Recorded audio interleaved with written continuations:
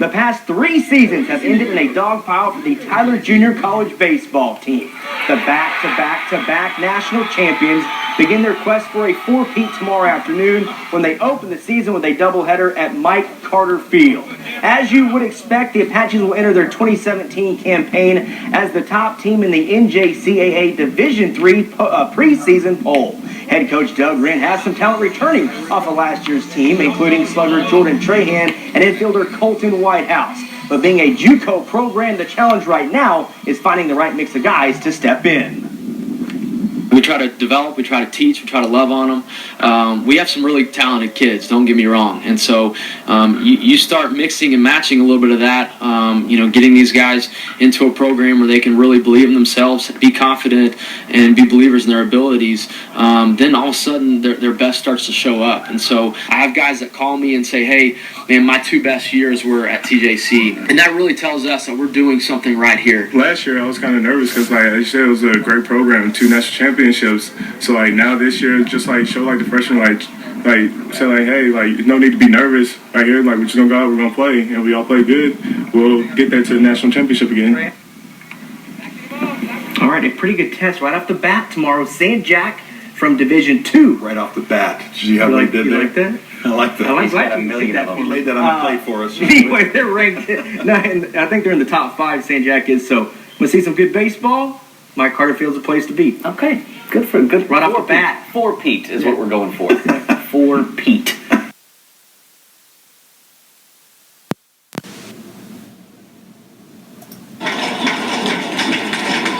Three and 2. Full drama center stage here in the 9th inning. Well hit ball, deep left field, back, track, whoa! No, he couldn't catch it. He had it in his glove at one point, and it popped out. Oh my! Ignardo almost made a spectacular catch out in left center field, and when he hit the wall, the ball popped out of his glove. It's a double for Leemeyer. We're tied at 5. 2 balls, 1 strike. 2 outs and a tie ball game. Line drive! Knocked down by the shortstop Council. The throw to first, not in time, and Tyler will win it. Good afternoon and welcome to Mike Carter Field. We're going to keep playing that Mike Carter Magic sound bites from 2007, the national championship, the first national championship run that we made as a baseball program here at Tyler. Dr. John Groth here at Mike Carter Field for the pregame show. Had a good chance to talk to both head coaches. We'll hear what they had to say moments from now as the players are getting ready to play. Beautiful day here in Tyler, 76 degrees. We've got a slight breeze, a little sticky again today, but should be a great day for a doubleheader. Yesterday's ball game was a good one, and final score was 3-0 Tyler over Coastal. And I did have a chance to talk to Coach Brian Barley, the coach for the Cougars from Coastal Bend. They've come quite a long trip here, 309 miles from Tyler. It's a little over 6 hours, and got in here, I guess, Wednesday night, and we played a 1 o'clock single 9 yesterday. We got 2 7s today, and had a good chat with Coach Burley down in front of their dugout. Let's hear what he had to say right now. Okay, Burley, the Cougar dugout, Coach. Really good ball game. I thought Nate did a good job for you. Scattered 6 hits. They just got a couple more key hits than you did. Yes, sir. Kirkendall threw a good game. Kept the ball down in the zone. Kept hitters off balance. Good with a breaking ball. Good with a fastball down in the zone. Did a good job on his part. We just didn't execute when we needed to execute. I mean, I thought you played good defense. You had base runners in 6 of the 9 innings. You did a lot of good things that put you in a situation to win that game. And, 2 big hits, and that's the difference. Yes, sir. Just come up on the short end of the stick. So talk about, I guess, who's going to get the ball today in these 2 double. The guy that start today in the guy that played right field for us yesterday, Chase Luna. He's done a good job all year. He's got a 3-something ERA. Two-way guy. Yes, sir. Okay. Left-handed guy. We've got him with a lefty today, and then game 2 we'll go with Ben Kennedy, the big right-hander from Canada. All right. Well, I thought one of the key things, is a game of momentum, isn't it? Yes, sir. I thought Kuykendall really, there were a couple innings where he just created his own momentum by, 11 punch-outs in probably the first 6 innings. Well, he had a great tempo all day. Yep. Tempo, we never stepped out of the box. We never did our job as hitters as far as trying to break the rhythm. He had good tempo all day long, and we just did a bad job on our end as far as trying to break up the tempo. Well, and I thought maybe that 8th inning, you started getting to him, 2 outs, and base runner got a little more aggressive than maybe he should have, and Broadway made a great throw right to the bag. Made a great throw. The 3-2 count, 2 outs. We're going. Right. Make sure he goes to the plate. We're going. Just a bad job of base running on our part. Well, it is a game of momentum. I thought it was a very competitive game, and it's a game that could have gone either way. Both you guys had multiple base runners. You guys, I got you with 7 left on base and 3 in scoring position, so they had a few more opportunities to score. But to Nate's credit, Cowell, he did a good job of getting out of situations. We pitched well enough to win. We just didn't do our job at the plate as hitters. It's the first time we've been shut out all year. I thought it was interesting. We talked a little bit about home runs yesterday, and they got the 2 home runs, and you didn't get any. The 2 guys we said weren't going to beat us. Well, it was a fun game to broadcast. I'm looking forward to 2 good ones today. Coach, thanks for your time, and I hope today goes well for you guys. Yes, sir. We plan on getting after it again. A big thank you to Coach Brian Barley as he gives me a couple minutes of his time out in front of the dugout. I know the coaches are busy as they get ready to play some really important ball games. 4 games set here in Tyler, and then these 2 teams will square off down in Beeville in just a few weeks after this series is concluded. So appreciate him giving me a few minutes of his time. Nate Cowlick, 6 complete innings yesterday, did a nice job of scattering 6 Apache hits.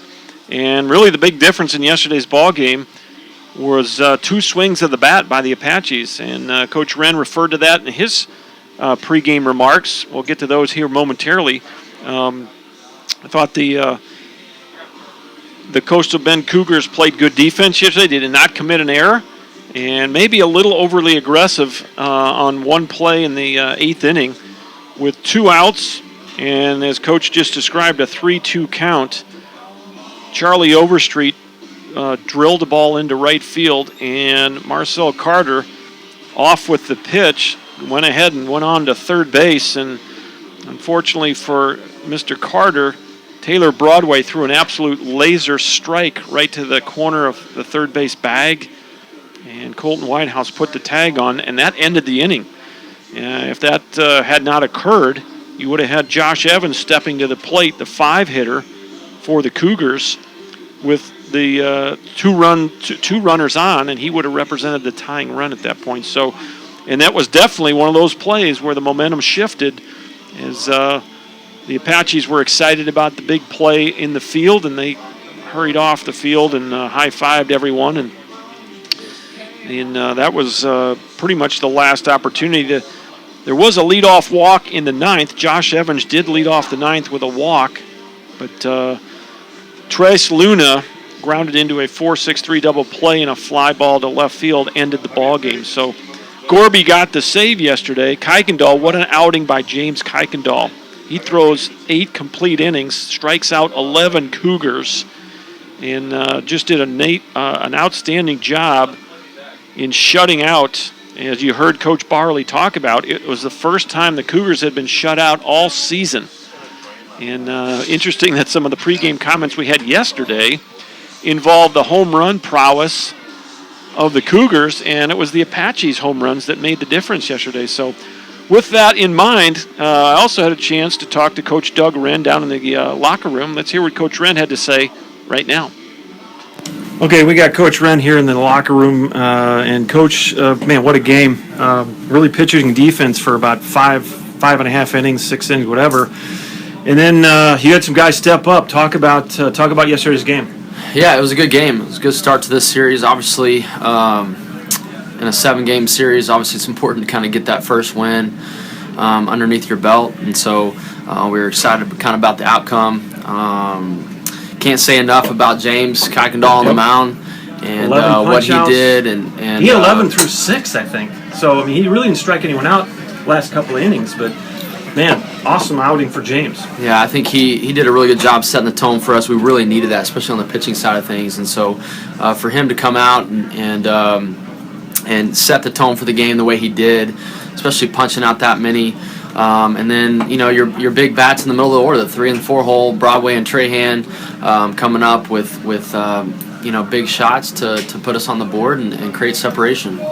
Well, I mean, it was it was fun calling it because it was a competitive game, but you had chances. I think you left 11 on base. Yeah, I think it was 12, what I saw last there night. There you go. Yeah. So, I mean, I unofficially had 11, and of those 11, at least 6 of them were in scoring position. So you had opportunities to extend or even score some runs, and you just couldn't quite get the big hit until Taylor and until Jordan. Talk about Jordan. He set a single-season home run record yesterday. I don't know if you guys realize that, but he broke his own record, broke Brock Lemeyer. He was tied with 10. Now he's got 11. Man, it was at least 3 weeks in coming. You kind of knew it was going to come, and it couldn't have come at a better time. Yeah, I think he was at 10 before the halfway mark in our season, and so, I think he saw that. I think he knew that. I think he's kind of been pressing a little bit on the offensive side of things, and so it was good to kind of see him come out in a big way, and especially in an important ball game. And so I think for the rest of your team, seeing your big hitter like that do that in a big-time game is important. And, like we always say, big-time players show up in big-time games. So hopefully Jordan can have a good rest of the series and be able to build on that, and Broadway as well. Right. We were talking about here in the coach's office.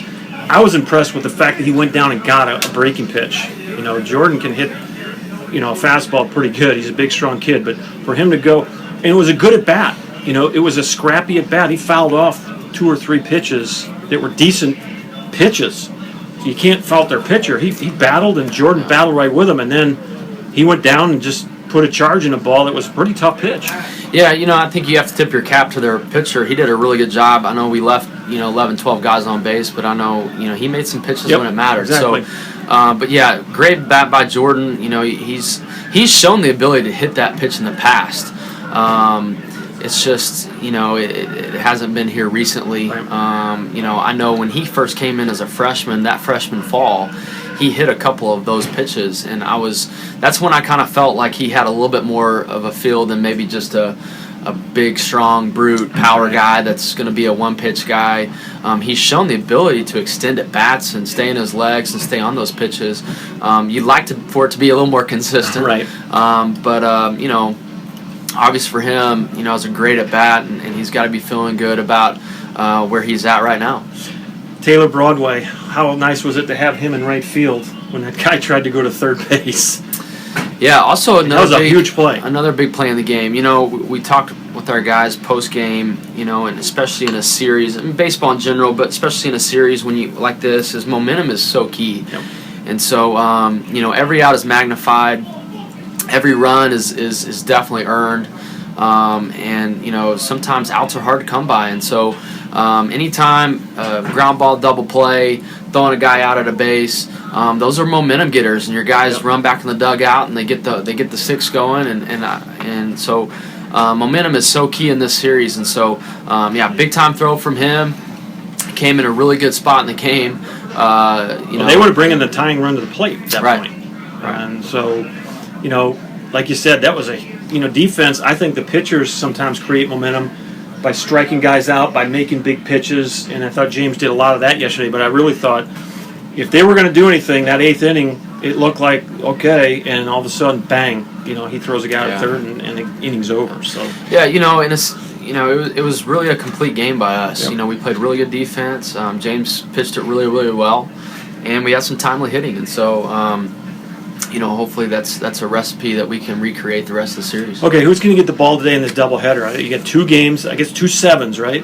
2 sevens. Who's going to start for Game 1 and Game 2? Peyton Adams will start in Game 1, and then Mason Whitmarsh in Game 2. And so, we look to 2 freshmen to step up in a big series, and both those guys have shown the ability to win ball games at our level. And so, we like the matchup. We like those guys, that stuff. Against their hitters, those guys are sinker slider type guys, and hopefully those guys just kind of pounded it into the turf, and we play good defense behind them, and and get off to a good start here. Well, congrats on the win in Game 1. It's kind of like the NBA playoffs now. You're looking for 4, right? So that's right. Let's see if we can get the second one here in first game. Thanks, absolutely. Doug. Sounds good. Thanks.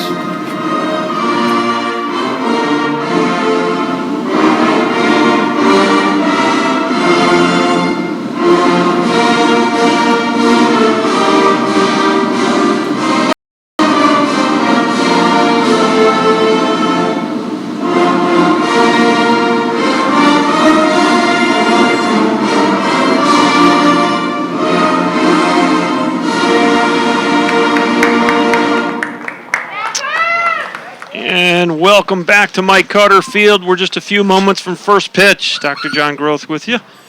Love to hear from where you're watching from, who you're rooting for today. If you're a Cougar fan, let me know. If you're an Apache fan, let me know.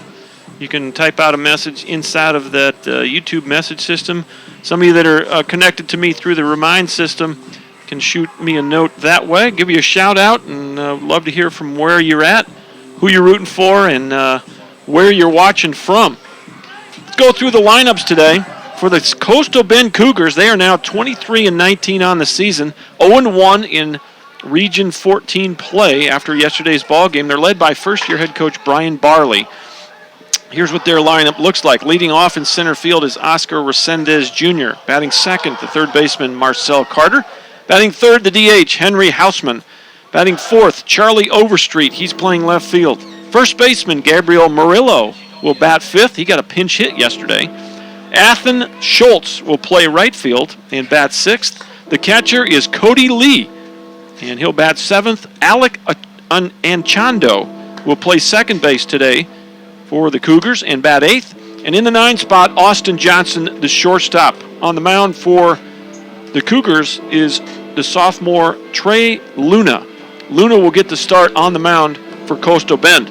Defensively for the Apaches, here's who they start. Out in left field, it's Braden Wise. In center, it's Chase Evans. Right field, Taylor Broadway. Around the infield, at third, Colton Whitehouse. At short, Jared Wells. At second, Matt McCusick. At first base, Eric Bullock. Behind the plate, Tyler Abney gets the start here in Game 1. And on the mound for the Apaches, the right-handed freshman from Baytown, Texas. 5'11" and 170, Peyton Adams. Adams gets the start. Adams is 5-2 on the season with a 2.68 ERA. Peyton has thrown 40 and a third innings, 27 strikeouts, 13 walks. Opposing batters hitting 286 off the freshman from Baytown. This is Peyton's 14th appearance of the year, his 8th start. He's got 1 complete game and 1 shutout under his belt so far. And we are just about ready to go. A beautiful day here in Tyler. The sun now coming out. We've got partly cloudy skies. And game 7 series starts right now. First pitch misses, ball 1. We're underway at high noon. So welcome into our broadcast. Appreciate you joining us here in Tyler. Ground ball foul. And it's 1 ball, 1 strike on Oscar Resendez Jr., center fielder for the Cougars. Did not get a hit in yesterday's ball game. Apache pitchers limited this Cougar lineup to just 4 hits in the whole ball game yesterday. And we noted how many home runs they had hit, 42 coming into the series. And yet it was the Apaches' 2 homers yesterday that made a difference in the ball game. 1-2 pitch. Ground ball left side. Tough play for Wells in the hole. He's not going to get him. That's an infield single to lead the ball game off for Oscar Resendez Jr. Jared Wells did all he could. That was a high hopper in the 6 hole. And he fielded it cleanly, made a throw, but Resendez just too quick, beat it out. That's going to bring up the third baseman, Marcel Carter. Carter yesterday, 1 for 4. Single to right his last time up. Previous 3 at-bats struck out. So he struck out 3 times and had a base hit. Going to show bunt right back to Noah, throw it into center field. And Resendez thinks about going to third and then hustles back to second. So what could have been, I don't know if it would have been a double play ball, but certainly would have gotten the lead runner, but an error by Peyton Adams.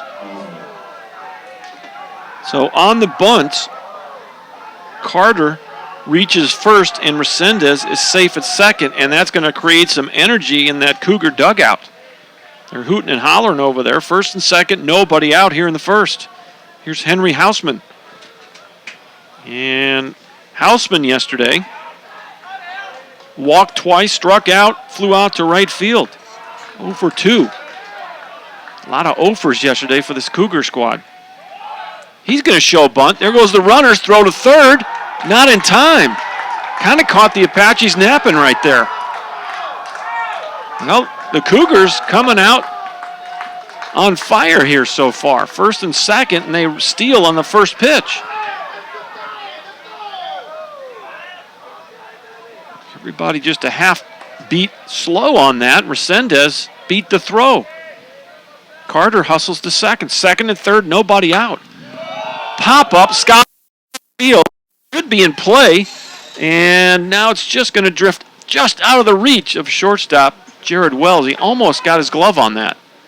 Got right to the fence, leaned over, and probably 3 feet away from his glove, the ball hit the concrete and bounced into the picnic area down the left field side. No balls, 1 strike on Henry Hausman. Peyton Adams trying to work out of some first inning trouble. And that hit him. Well, it's gone from bad to worse here as Hausman reaches and the bases are now loaded. And really that doesn't kill you because now you have a double play in order. Here's Charlie Overstreet now with bases loaded, nobody out in the first. Overstreet, probably as hot a hitter as the Costa Bend squad had yesterday. He got 2 of the 4 hits. Single to left, single to right. Sandwiched a couple singles with a ground ball and a strikeout. First pitch to Overstreet. Outside, ball 1. So Peyton Adams trying to get his 6th win of the year. He's 5-2 with a 2.68 ERA. He's thrown 40 1/3 innings so far for the Apaches. Better be careful on the balk there. It's going from the windup. And he steps off as Overstreet asks for time. And here's the pitch.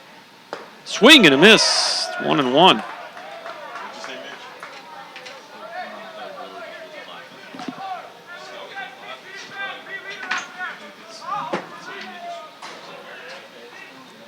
Bases loaded. Nobody out. That foul ball headed over toward the Tyler Rose Garden. We're at Mike Carter Field, just about a mile inside the loop here in the western part of Tyler on the East Texas Fairgrounds, right next to the Tyler Rose Garden and Trinity Mother Frances Rose Football Stadium, Harvey Convention Center, just behind the ballpark. Here's the 1-2. Outside. 2 balls, 2 strikes. Nowhere to put Overstreet here. Bases are loaded. You got to believe that Peyton Adams is kind of wondering what happened. Still trying to find a rhythm here in the first. Bases loaded, nobody out. Here's the pitch. Pop up, left side, that's going to get out of play. Ball drifted. We do have a breeze. It's kind of picking up a little heavier, a little stronger breeze than it was yesterday. Game time temperature almost the same. We started yesterday's game at 78. Today it's 76. But the breeze a little bit stronger today, and it's blowing across from the right field pole to the left field pole. 2-2 pitch. Outside on the changeup, and it's full. Nowhere to put Charlie Overstreet here. Adams going to have to throw a strike, or he's going to walk in the game's first run. And that wind is definitely going to be a factor on those pop-ups. Going to blow it toward the third base corner of the field. 3-2 pitch, grounder right side. Bullock fires to the plate. They got the lead runner. It's going to go 3-2 on the force play. High chopper. Eric Bullock had to wait for it to come down. He did, and he rifles it home to Tyler Abney for the first out of the inning. That'll go 3-2 if you're scoring at the house. Everybody moves up a station. Resendez is out at the plate. Here's Gabriel Murillo. Murillo got one at bat yesterday as a pinch hitter. He flew out to left. Swing and a miss. A big hack by Murillo. Strike one. Playing first base today for the Cougars. Yesterday, Murillo was actually the last batter of the ball game. 0-1. Fly ball left side, out of play. That's going to blow into the right field bleacher area. And it's quickly 0-2, so Peyton Adams quickly works ahead of Gabriel Murillo, batting in the 5 position. Cougars have loaded the bases. And again, with bases loaded going from the windup, you got to be careful on the balk here. Make sure he steps off with the correct foot. Step off with that right foot. Here's the 0-2. Fly ball right side. This could be trouble. Into the corner and foul just by about a foot. Boy, that could have cleared the bases. Long fly ball down the right side. And that ball just did drift foul. Maybe a foot or two. Thought for sure that was going to hit in the corner. Likely, did it bounce over the fence? Yeah, it would have been a ground rule double, so it would have meant 2 runs. But everybody has to go back to their spots. Gabriel Murillo now going to keep battling an 0-2 count. Peyton Adams on the mound, winds in, delivers. Back behind the hitter. Wow. Well, Murillo had that one again. He would have worn it between the 2 and the 4 on his jersey. He kind of did a hula dance to get out of the way. And somehow Abney got a glove on it. That's the miracle of that play. Count goes to 1-2. Adams goes back to work. Another pop-up. That's well over toward the Fireman's Training Center. Right next to the ballpark, between the ballpark and the football stadium. In the East Texas Fairgrounds. Beautiful day here in Tyler. Historic Mike Carter Field, built back in 1938, part of a WPA project. 1-2. Outside, 2-2. Ballpark was renovated in the early 90s. Private group of folks they generated probably about $2 million in private money and redid the surface and put up some lights. Fly well hit up in left field. And Wise can't get it. 1 run. Here comes the second run. It's a 2-run double for Gabriel Murillo. 2-0 Coastal Bend. Man, he crushed that ball. And the runners had to hold up for a moment because it looked like Wise might haul that ball in. But try as he might, he couldn't run it down. It bounced right off the warning track, up off the fence. And 2 runs came home. And it's 2-0 Coastal. You have second and third, still only 1 out. So Coastal jumps out early in this one. Very different picture than yesterday's ball game. Yesterday was a 0-0 score through 5 innings, or 4.5. First pitch, fouled straight back, strike 1 to Athen Schultz. Athen Schultz did not play yesterday, so we're seeing him for the first time. He's playing right field, batting in the 6th position for Coach Barley and the Cougars. Peyton Adams winds. Here's the 0-1. Another good swing on a fastball. Can't quite catch up. That one was inside. And it's 0-2. Peyton got ahead of Murillo. Murillo worked the count to even and then got something he really put a good swing on and drove it. Here's the 0-2. Another foul ball. Pounding that inside fastball is Peyton Adams. Might see something off speed away here. Maybe setting him up. 0-2 the count and the pitch. There it was, and he fouls it off again. A pesky at bat for Athen Schultz.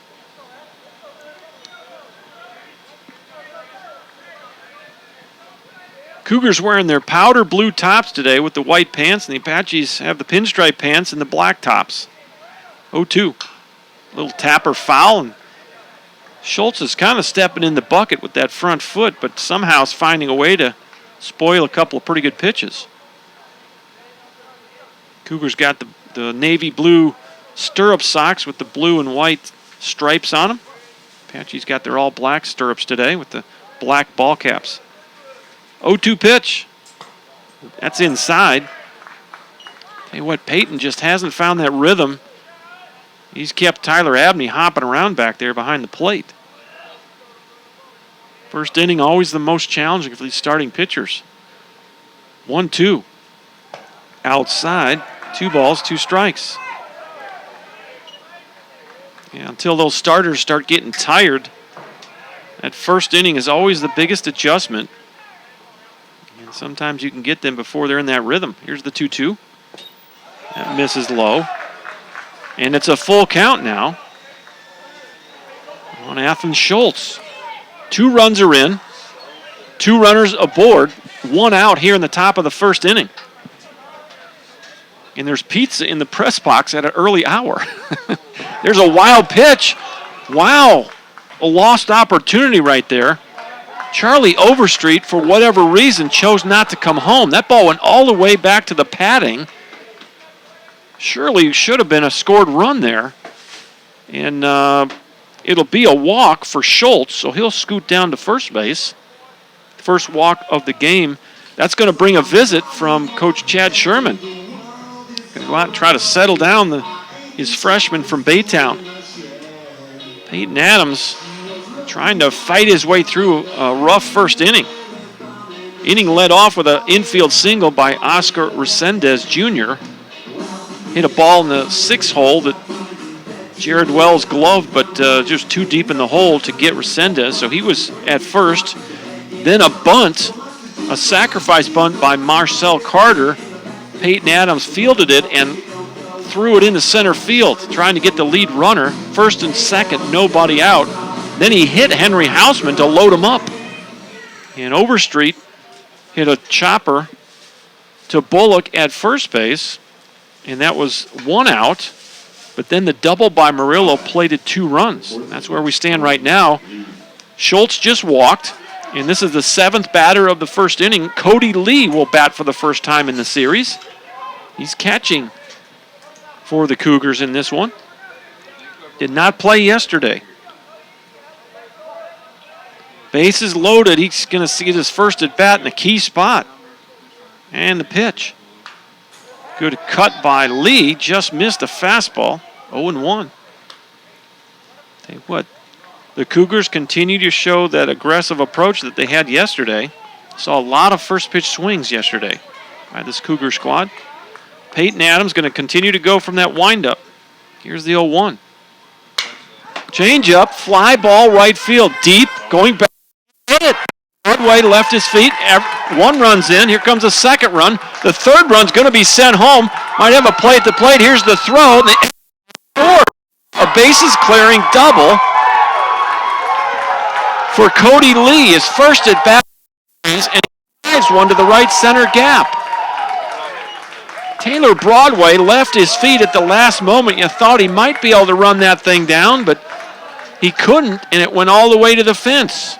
And the Cougars open it up here in the first. 5-0. It's a well-hit ball by Cody Lee. He'll get 3 RBIs. As he almost had a traffic jam. As Athen Schultz almost ran down Gabriel Murillo. As soon as he saw that ball in the gap, he took off and he was right on Murillo's heel. We had 2 guys at the plate at once. It was a bang-bang play, but all 3 runs score on the bases loaded double by Cody Lee. Here's Alec Anchando. He did not play either yesterday. So we've seen at least 3 new faces in this batting lineup for the Cougars. 0-1 pitch outside, 1-1 to Anchando. Anchondo, the 8th batter of the inning. Starting at second base. Yesterday we saw Jacob Rodriguez at second, and today it's going to be Alec Anchondo. Austin Johnson on deck would be the 9th hitter of the inning. Just missed outside, 2 balls, 1 strike. Well, Cougars were shut out for the first time all season yesterday by Kuykendall and Gorby, and they have jumped all over Peyton Adams here in the first inning.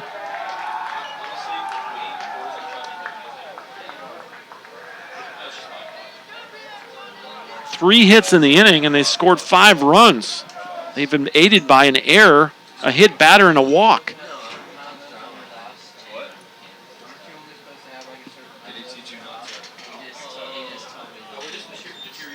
Three and 1 is the count, and he almost hit him. Ball 4. Well, now you got to start thinking. You got some activity in the Apache bullpen, and that might got a left-hander tossing down there as we speak. The second walk of the inning, and just heard from Miss Wise. She's watching in her classroom. Awesome. So thanks for checking in.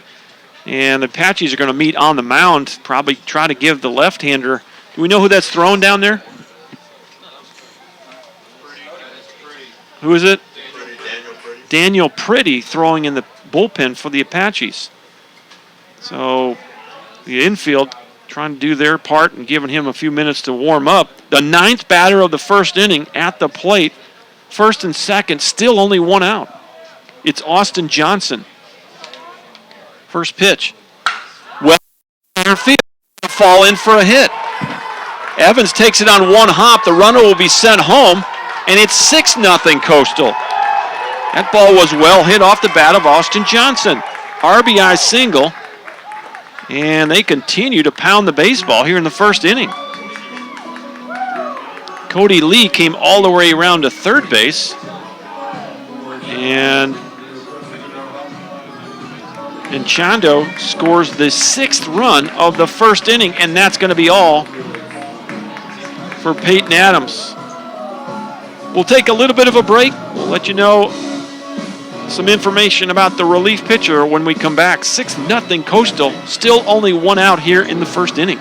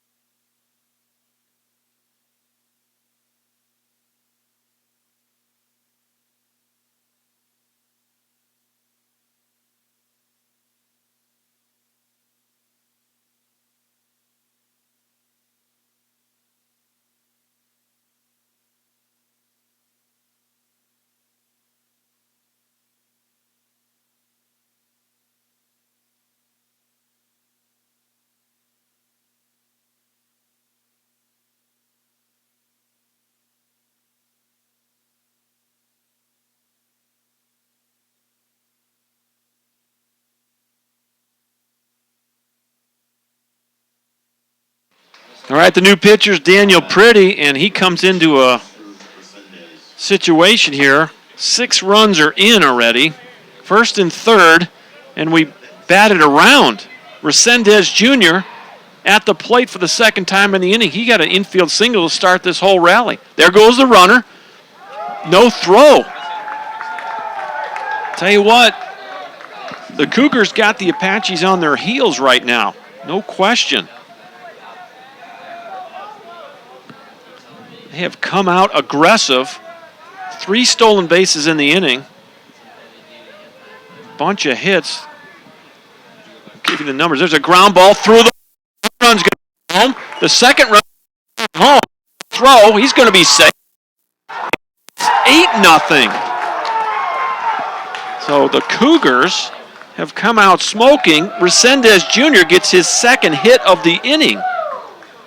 2 RBIs for Oscar Resendez, and it's 8-0. Still only 1 out. You got to tip your cap to these guys. They didn't sulk about yesterday's game. They've scored 8 runs with only 1 out here in the first. Here's Marcel Carter for the second time. Daniel Pretty on in relief. Left-handed freshman from Tyler. First pitch swinging foul. Everything's happened so quick. These guys swing. First pitch they see. Daniel Pretty on the year.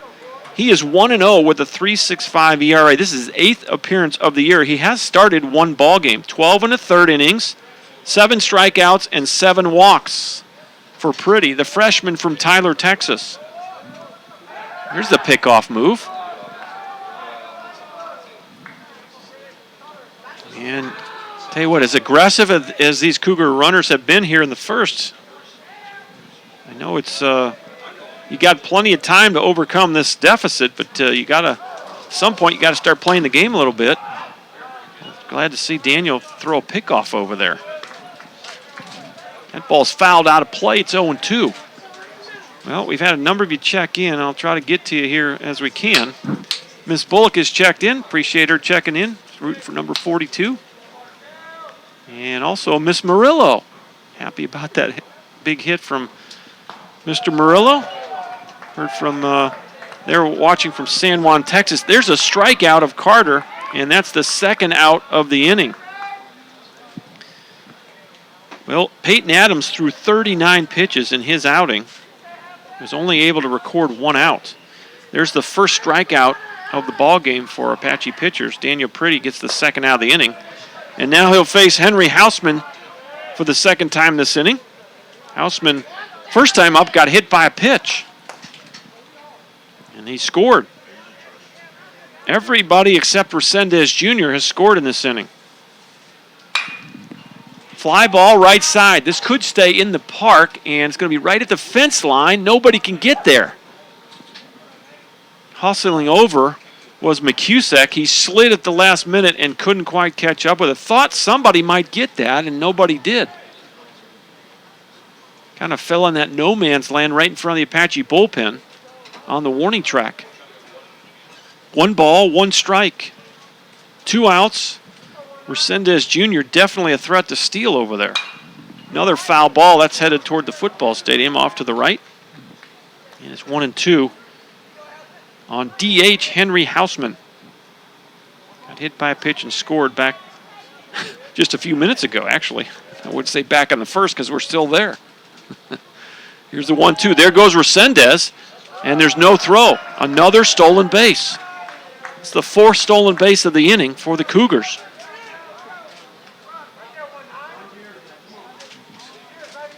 And the Cougars are doing what they want here in the first inning.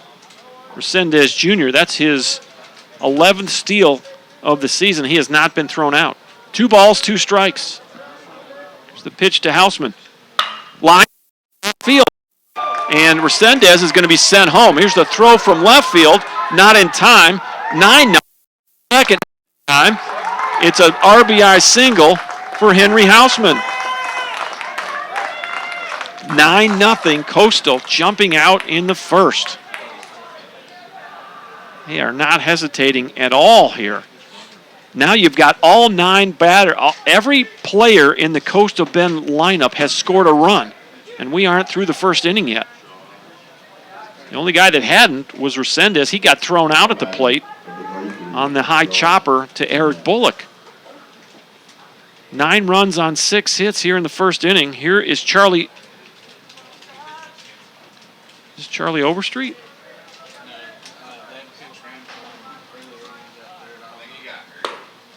So Overstreet is hurt, and we have a new hitter. number 33. So we'll have to keep up on. They're saying that Overstreet got hurt. This is going to be Josh Burnett. Burnett going to get his first at bat of the series here in the first inning. 2-0 to Burnett. So we would assume Burnett's going to go to left field. I didn't see. How did he get hurt? I missed it. It was when he didn't go home on the pass ball. Okay, all right. Like he got pulled that next play, so I thought that. All right, so he actually was on the bases for a while. That ball's well hit. High, deep, left field. And off the... A run's going to come home, and Burnett's going to scoot around to third. He'll be safe with a triple. Well, we've seen about here in the first inning. Pinch hitter Josh Burnett just hit a ball off the pole. I've been coming out here 25 years. It might be one of the first balls I've seen off that light pole. It's in play in left center. It bounded halfway back to the infield, and Burnett drives in the 10th run of the inning for Coastal Bend. Well, the good news for the Apaches is they haven't even batted yet, so they got 9 innings to work on this lead. But the bad news is they got to work on a 10-run deficit here after 1 inning, and that's going to be all for Daniel Priddy. Well, maybe not. Coach Sherman out there for a visit, and that will be all. Pitching change. We'll let you know who the new Apache pitcher is when we come back.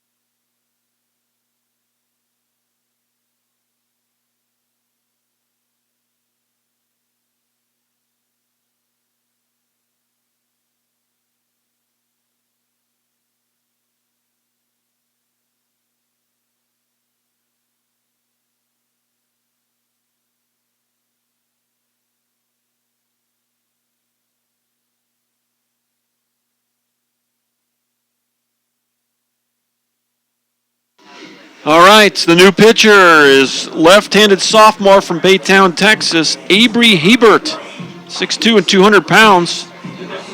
And the third pitcher of the first inning for the Tyler Apaches.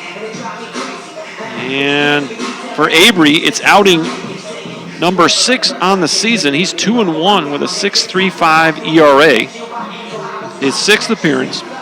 He's actually started 3 games for the Apaches. 17 innings pitched for Avery. 13 strikeouts and just 3 walks. Opposing batters hitting .257 off the sophomore from Baytown. He comes in with 2 outs and a runner at third base. Josh Burnett came in for Charlie Overstreet, who actually injured himself while he was running at third base on the wild pitch.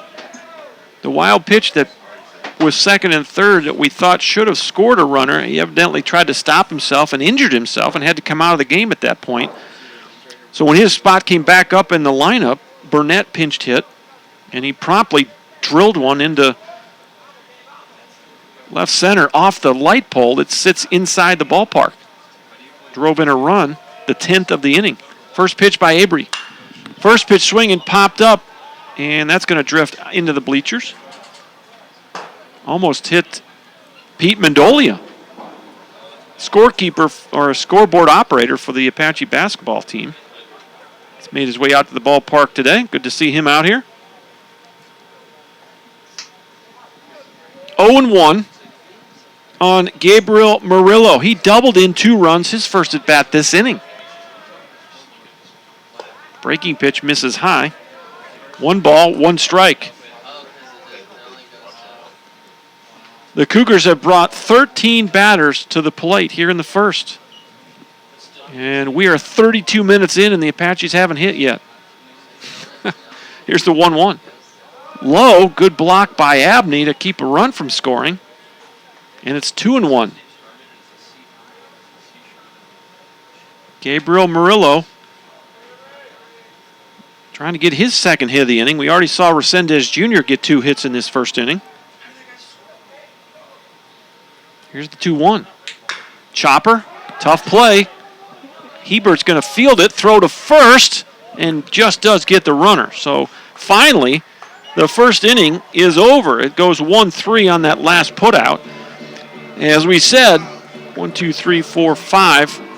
14 batters come to the plate for the Cougars, and they score 10 runs on 7 hits. They leave a guy on. We'll finally go to the first.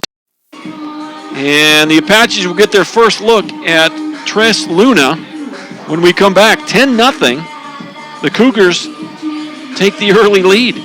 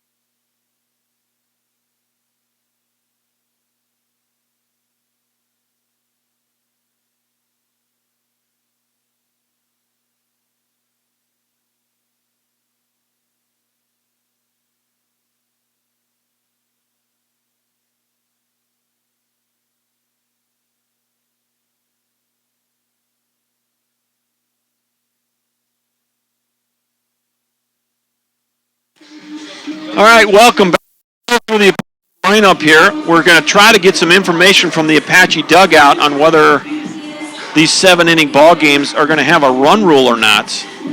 And my guess is they may not. I don't know. But these are, unique games in the sense that they're the only Region 14 games. If we're going to go by playoff rules, I don't know. The playoffs are all 9-inning games, so I don't know how to. We sent someone down to the dugout. That's probably not the funnest question to ask Coach Wren at this point, is whether we're going to run rule these games. But I have made the request, so we had a brave soul leave the press box, and he's venturing his way down to the dugout now. So you can pray for whoever that was is asking Coach Wren to run the game or not. Leading it off the Apaches, #1, Braden Wise. Going to go down there and we'll the whole press box is cautiously and he might have his answer. You think he got it from a player, so didn't have to go to the source. First pitch, ball 1. Braden Wise will lead it off. Let's go through the lineup quickly. It's Braden Wise leading it off. Then it's Chase Evans, Taylor Broadway, Jordan Trahan, Eric Bullock, Colton Whitehouse, Tyler Abney, Matt McCusick, and Jared Wells. Apaches with a very similar lineup. The only difference from yesterday's ball game is Tyler Abney catching in the 7 position. 1-1 pitch. Going to miss, 2-1. Defensively for the Cougars, Charlie Overstreet started. He was supposed to start, but now it's Josh Burnett out in left field. We have just learned there is no run rule, so we'll play this game out. 2 7-inning games scheduled for today.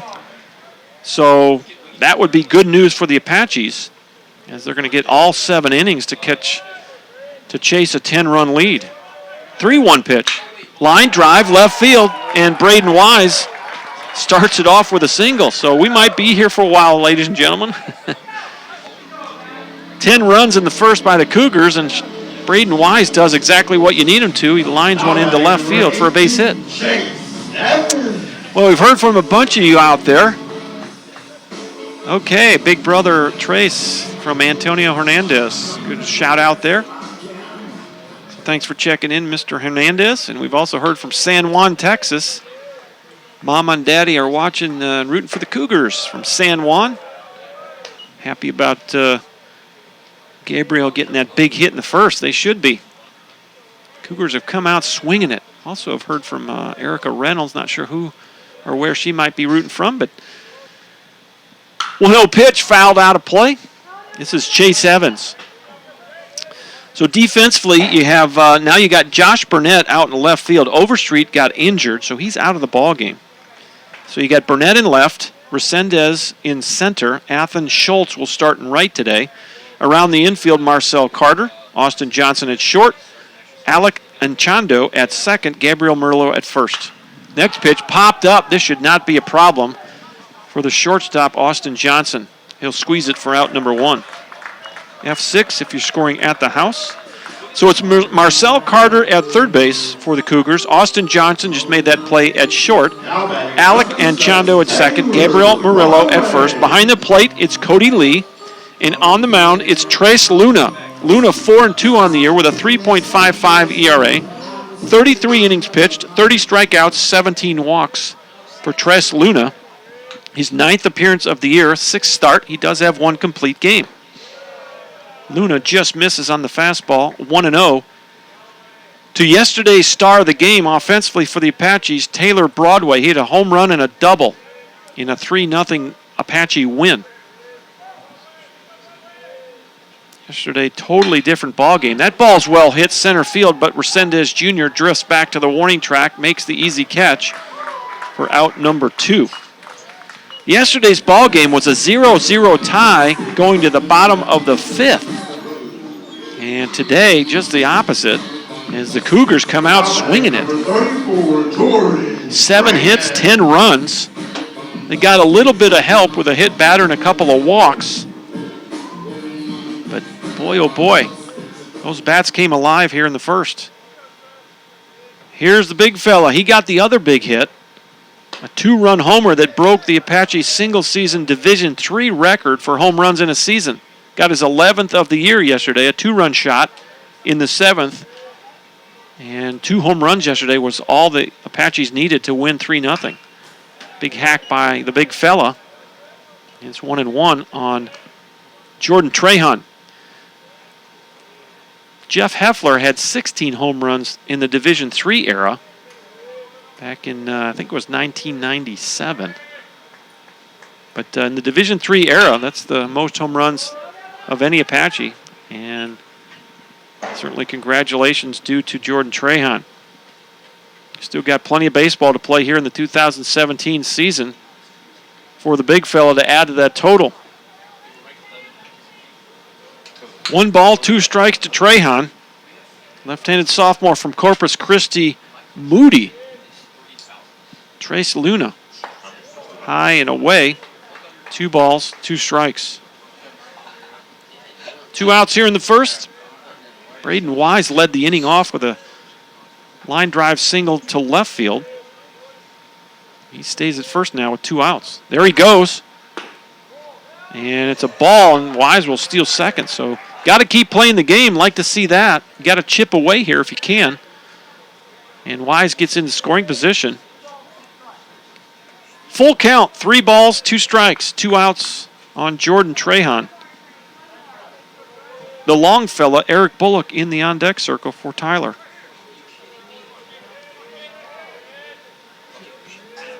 And the payoff pitch. Strike 3, inside corner. That was a good pitch. Trahan thought it was ball 4, but looked pretty good from our vantage point. He's not happy about the call, but he'll go down as the first strikeout victim for Trace Luna. Yes, that'll end the first inning. Your score from Mike Carter Field in Tyler, Cougars 10, Apaches 0. Back in a minute on ApacheAthletics.com.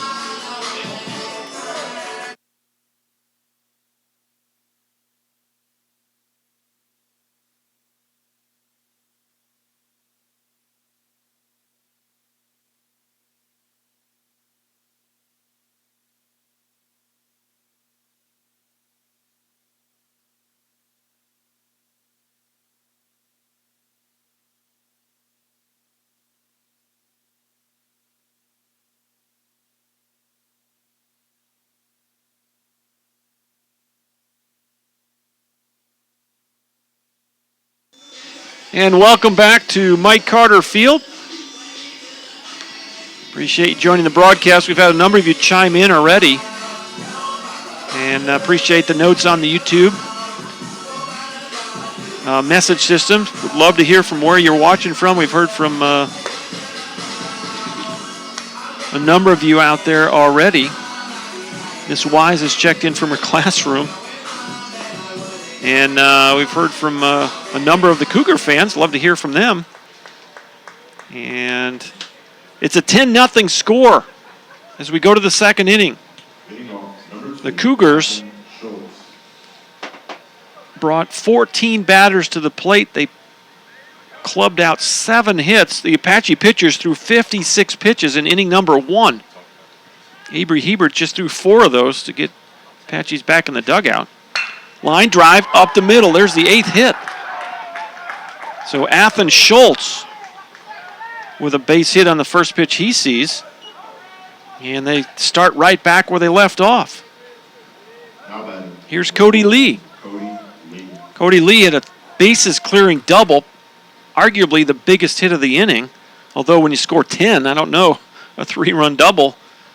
It's kind of a blip on the map, but certainly a big hit for the Cougars in that inning. Lee looking for his second hit of the ballgame. Athen Schultz, again, did not play yesterday, so that was his first hit of the series. Avery Hebert on the mound for the Apaches. A little, I don't know what that was. He showed bunt, and then he tried to slash, and then tried to push bunt. So very awkward-looking approach right there by Cody Lee. As well as they've been swinging it, especially Cody Lee. He drove one to right field last time up. For him to, might have been trying to push bunt. There is some room over there. You push bunt toward the flagpole, you're probably going to get a base hit out of it. Apaches have the middle infielders playing up the middle. Try to get a double play. Matt McCusick and Jared Wells are pinching at second. So there is a big hole on the right side. 0-1.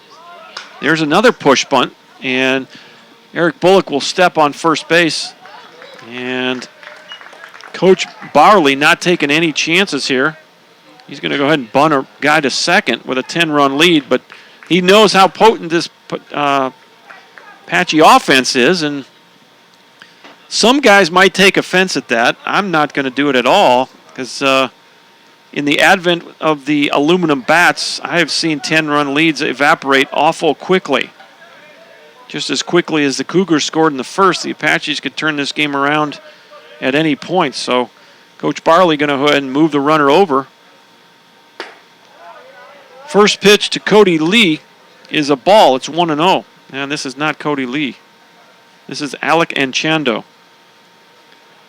So Anchando walked his first time up. He scored, as did every Cougar in the first inning. And Hausman scored twice. Spin throw to second. And Schultz is back safely.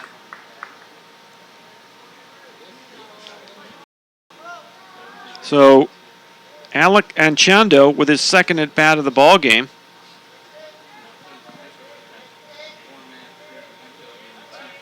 With a 1-0 count. Here's the pitch. That ball's well hit. Right center field going back is Evans. He's not going to get it. It's going to one-hop the fence. And the runner's going to be sent home. We might have a play here. Well, we might have had a play at the plate, but they gave up on it. I thought McCusick had a shot to throw. The runner at second did not get a good jump. Athen Schultz kind of held up. Had to make sure the ball was going to get over the head of Chase Evans, but he comes around to score the 11th run of the ball game on a double by Alec Anchondo. Well, you got to keep playing the game, and someone's got to communicate there. I thought they had a chance at getting a runner, but unfortunately did not make a throw to the plate. 11-0, and here's Austin Johnson for the second time in 2 innings from the 9 spot in the lineup for the Cougars. First pitch from Hebert. In there for strike 1.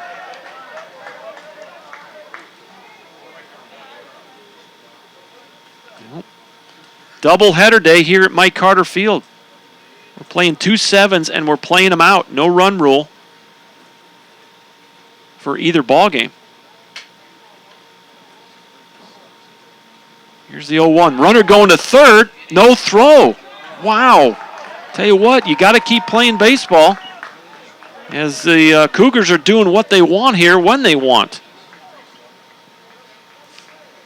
I'm trying to think. That was the 5th stolen base of the ball game in the first inning and a third. Breaking pitch, outside corner. 1 ball, 2 strikes.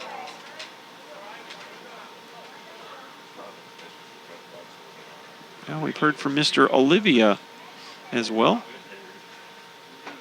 Mr. Parsons just checking in. There's a little looper into right. That's going to fall in. Another run's going to score. It's 12-0. The runner will go to second. Here's the throw. Not in time. A stand-up double for Austin Johnson, his 2nd hit of the game.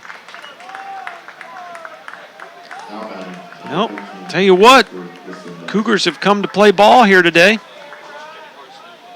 as the Apaches struggling to get outs unofficially.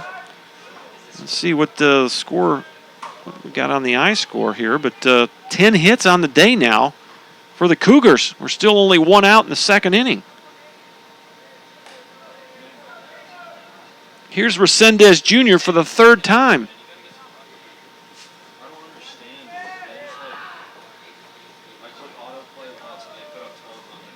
Here's the pitch. Little chopper up the middle. This is a tough play. Wells, Fields, he's got to throw not in time. It's another infield hit for Oscar Resendez Jr. So that's his 3rd hit in 2 innings. And going to third is Austin Johnson. And boy, it's just been a rough go of it for the Apaches here. 12 runs in an inning and a third. Here's Marcel Carter for the 3rd time.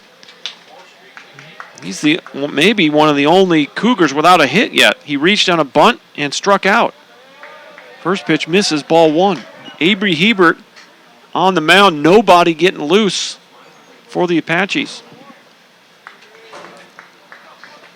Hebert threw just 4 pitches in his first inning of work, and now he's up to 15. That's in there for a strike. 1 ball and 1 strike. Hebert, the left-hander, sophomore from Baytown, Texas. 6'2" and 200 pounds. 12 runs. What a difference a day makes. Yesterday they were shut out. Now moved to first base. Got to watch the balk. Pretty close to a balk by Avery there. 1 ball, 1 strike, 1 out. Marcel Carter at the plate for the Cougars. Here's the pitch. Fouls off, a big hack right there. Fly ball will score a run, so you got 1st and 3rd. Apache's looking for a double play ball right here.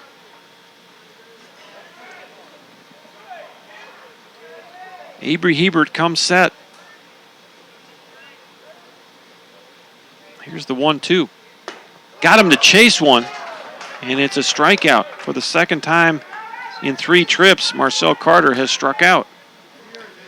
That's just the 2nd strikeout for Apache pitchers. The 1st strikeout for Avery Hebert. And here is Henry Hausman. Hausman got hit by a pitch and scored in the 1st. He also got an RBI single in the 1st. We're in the second inning.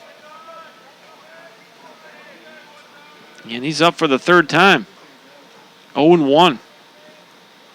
And the pitch. In the dirt. Runner home. Here's the throw to the plate, and he's out. All right, so there's something good for the Apaches. A late break at third base ended up costing the base runner. And that would be Austin Johnson. He gets thrown out. He did not get a good break on that wild pitch. If he'd gotten off with the wild pitch, he would have scored easily. It's going to go 2-1 on the caught stealing at home plate. But the Cougars get 2 more runs. And your new score for Mike Carter Field is Coastal Bend 12, the Apaches 0.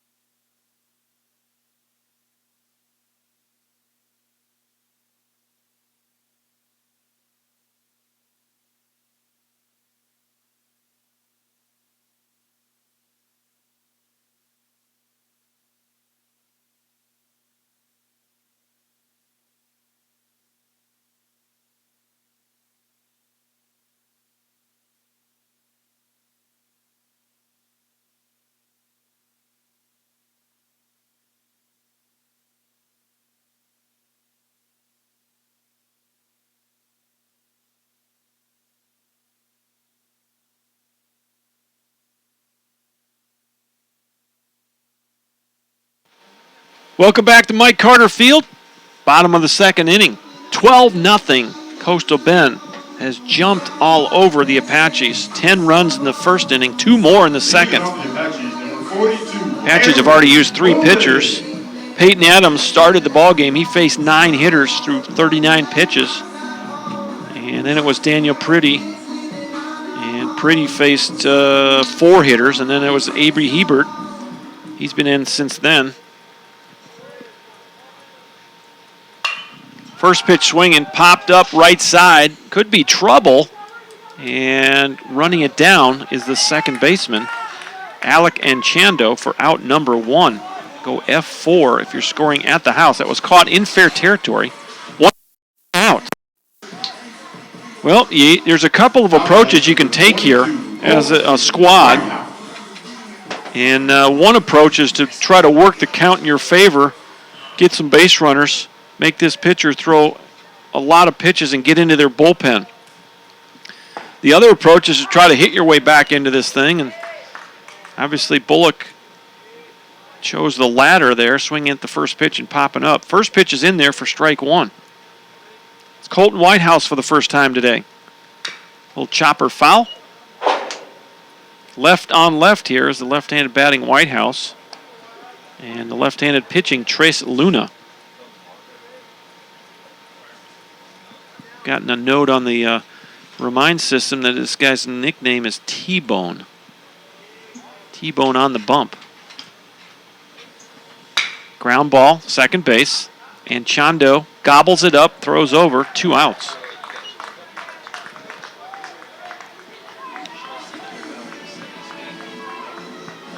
Tres Luna threw 16 pitches in inning number 1. He's just thrown a couple here to get 2 outs. Tyler Abney.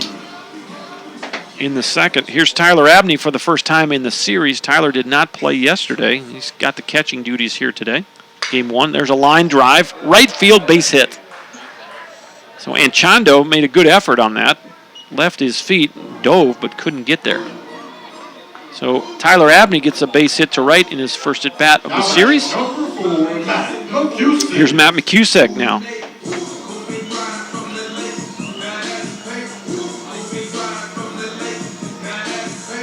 First at-bat of the ball game here in the second inning. As Trace Luna will go from the stretch. Now with 2 outs, you got to try to get Abney to second base, but boy, not going to give you a whole lot of running speed over there. Abney does have one steal. He's 1 for 1, but he's getting an extremely short lead, so I don't think he's going anywhere. Here's the 0-1. Outside. Good job by Cody Lee to slide over and block that pitch. And it's 1-1 on Matt McCusick. Apaches have still not batted around, and the Cougars have batted around twice. They've had 2 guys bat 3 times already. Pop up left side out of play into the picnic area down the left field line. This is a great ballpark to teach the game of baseball. You got 3 batting cages out here, 2 on the home side, 1 on the visitor side. Great bullpens. You got 4 bullpen mounds, 2 on each side. Swing and a miss. Ball in the dirt, and Lee will have to throw it down to first base. And he will for the final out. First strikeout of the ball. No, actually second strikeout, excuse me, for Tres Luna. And the Apaches go quietly here in the second. We'll go to the third. It's 12-0. Cougars lead it. Back in just a minute on ApacheAthletics.com.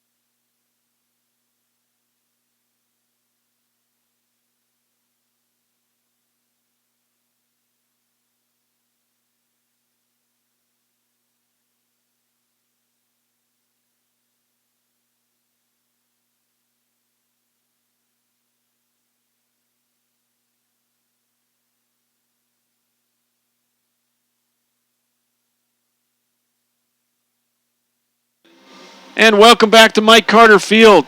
Beautiful day for baseball. We're going to play 2 today, 2 sevens, as the Cougars and the Apaches do battle in a key matchup in Region 14. They'll play 7 games total this year, 4 here in the friendly confines of Mike Carter, and then 3 more down at Joe Hunter Field in Beeville a couple weeks from now. Apaches won yesterday 3-0, and the Cougars have come out smoking here. Ground ball to second. McCusick with a nice play. 1 pitch and 1 out. That's Henry Hausman that grounded out to Matt McCusick at second. We have a defensive change for the Apaches. You got Blake Maddox behind the plate now, so Tyler Abney is done for the day here in Game 1. And Maddox will take over.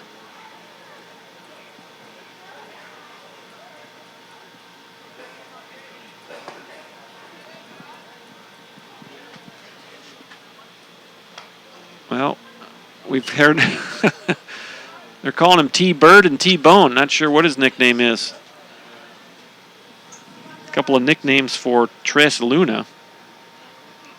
Maybe he's got more than one. Next pitch in there from Avery Hebert. 1 ball, 1 strike to Josh Burnett. Burnett now getting his second at bat as Charlie Overstreet came up with an injury in that first inning. And Burnett promptly hit a ball off the light pole. It was below the fence line, so it wouldn't have left the yard.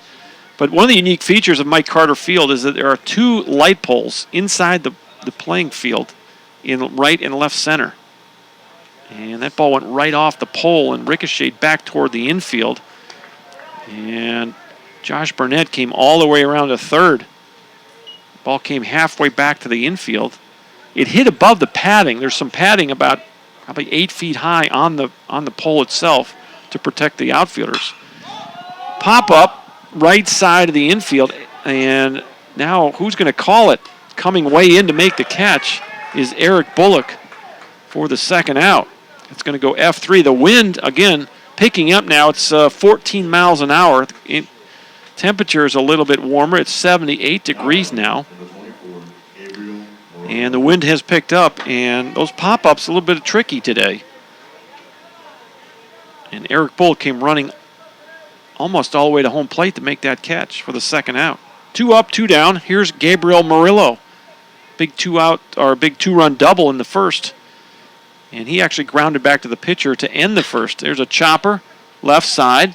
That's going to be foul ball. Colton Whitehouse makes the throw just in case. Third base umpire threw his hands up quickly and called that foul. I always appreciate the visual and the verbal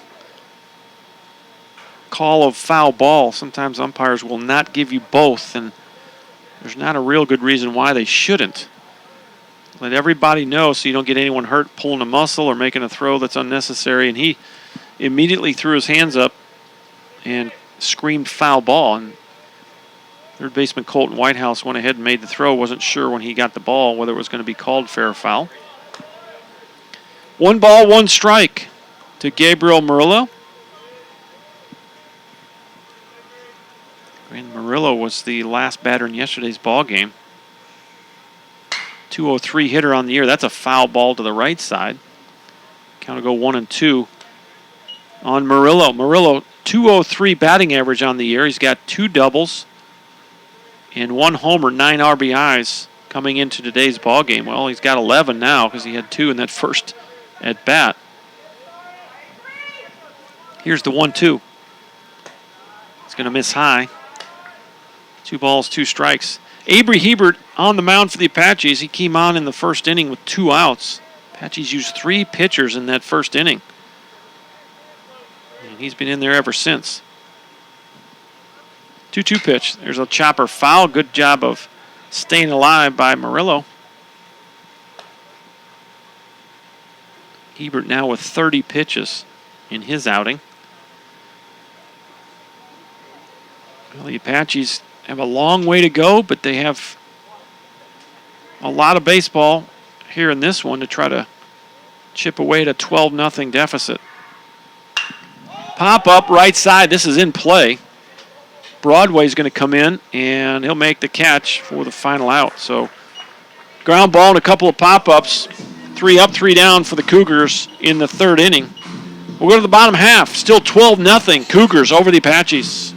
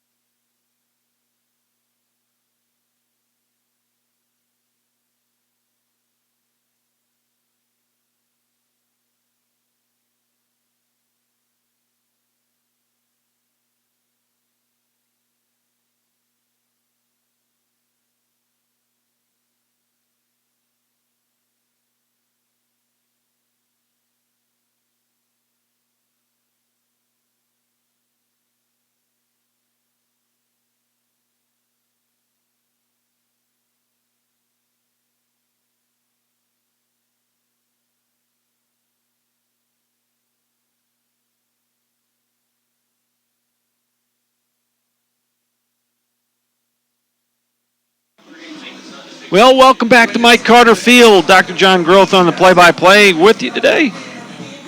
A bunch of you chime in on that YouTube message system. Feel free to let me know who you're watching and where you're watching from, who you're rooting for. Cougars got a nice, comfortable lead here in the early going, 12-0 as we go to the bottom of the third. Here's Jared Wells for the first time. The Apaches finally get through their lineup in the third, while the Coastal Bend Cougars have gotten 3 times through their lineup for 5 of their hitters. Very lopsided game so far. First pitch misses to Jared Wells, ball 1. Tres Luna on the mound, ground ball left side, that's a hit. Good job by the shortstop, Austin Johnson. He gloved it, but not even making a throw. Infield single for Jared Wells.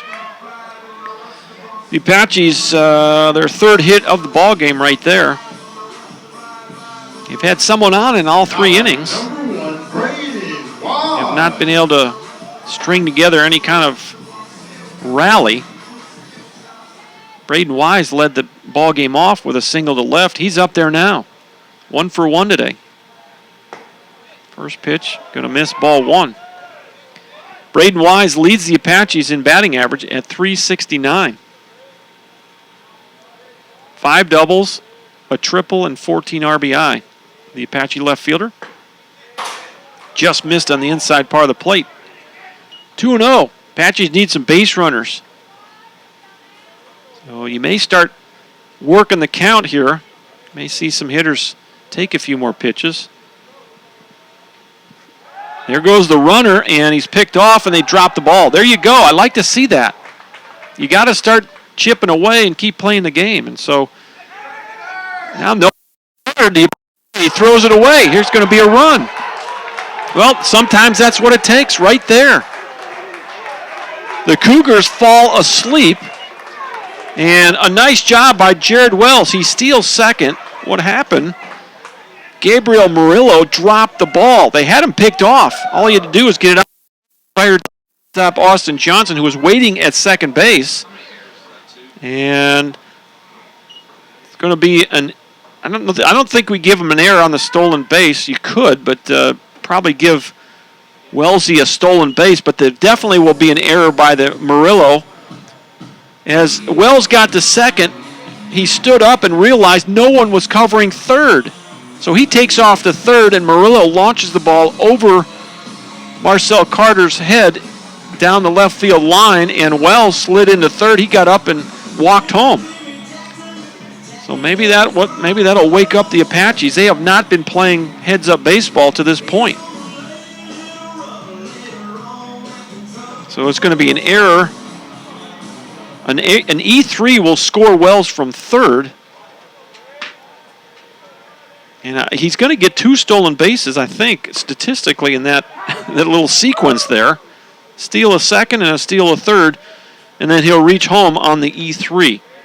Well, here's Braden Wise now with a 2-1 count. In there for a strike, 2-2. Well, you could just kind of see that there was a little resignation on the infielder's body language as Wells came home to score that run. That was a gift run right there. 12-1 now.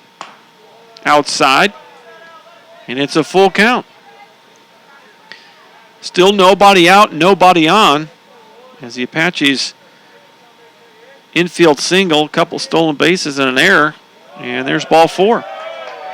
So now you can feel the momentum just a little bit now, starting to teeter, as a run and a walk, and here is Chase Evans. Stranger things have happened. 12-1 Apaches here in the third. Apaches going to need a lot of offense to get back into this one. But as I said before, you need some base runners and some base hits. There's a base hit. So a walk and a single to center, and here come the Apaches. It's a good sign for the Tyler offense to see some base hits and some heads-up base running. As you got to tip your cap to Coach Wren. He had Jared Wells stealing second, and probably would have been thrown out if Gabriel Murillo had been able to get the ball out of his glove cleanly. But as it were, he dropped it and then threw it away, and Wells came around to score. And now you got first and second, nobody out, and throw to first. Very close at first base. Chase Evans almost got picked off. He might have hurt himself sliding back to first base. Time is called. He's going to look at his right hand. I don't know if he jammed his finger. He's trying to shake it out a little bit. As Coach Sherman comes up and takes a look at him, he walks away. That's his throwing hand, so that's not going to be good. Hope he's okay. Chase Evans had got caught off first base and had to dive quickly back. So you got Wise at second, Evans at first. Taylor Broadway at the plate, 1-0 pitch high. And it's 2-0, so now you got the two guys who did the most damage yesterday coming to the plate with the Apaches trying to chip away at a 12-1 lead.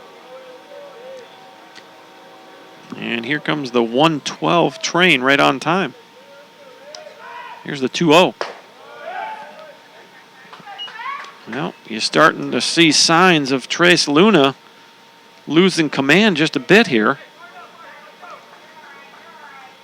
He's already walked one batter, and he's 3-0 on Broadway.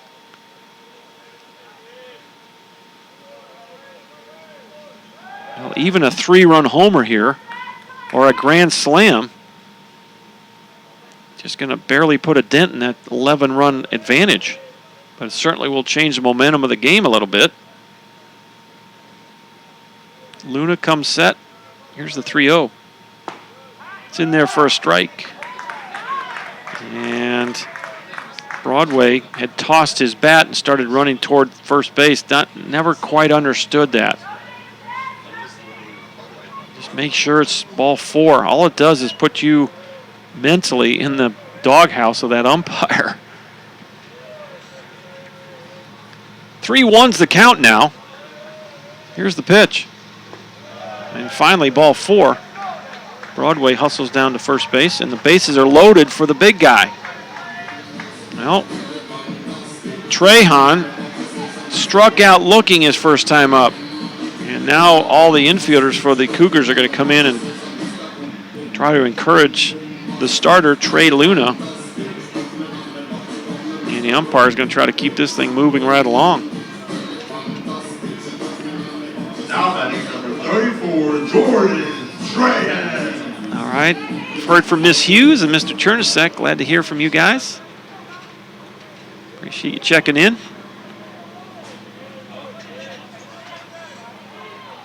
"12-1 Apaches. They got a golden opportunity here to chip away with their home run leader at the plate. He hit a 2-run shot yesterday. He did take strike 3 his first time up. He's 0 for 1 in this one. His 11th homer and 46 RBIs on the year for Trahan. First pitch swing and fly ball right field deep and caught right on the line. Throw to the second base. 1 run will come home.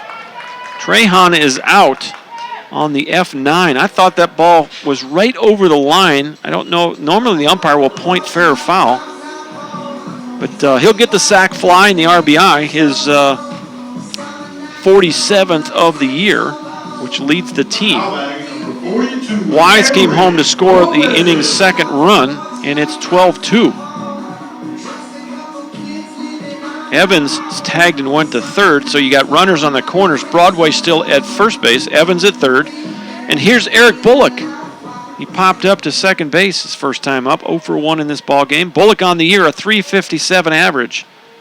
9 doubles, a triple, 2 homers, and 11 RBI. First pitch misses, ball 1. 12-2 is the score now. We're in the bottom of the third. The Apaches have broken the shutout, scoring 2 runs this inning. Next pitch just misses low, 2-0. So we've seen Trace Luna fall behind many of the Apache hitters here in the third inning. And the pitch. Well hit, center field, and that's going to fall in front of Resendez Jr. for another base hit and another run. It's 12-3 on this RBI single by Eric Bullock. Well hit ball off the bat of Bullock. Broadway got to second base, and Evans came home with the third run of the inning. The Apaches now with their 7th batter of the inning. Here's Colton Whitehouse. And not sure what was said there, but Anchondo just had a little word with Marcel Carter.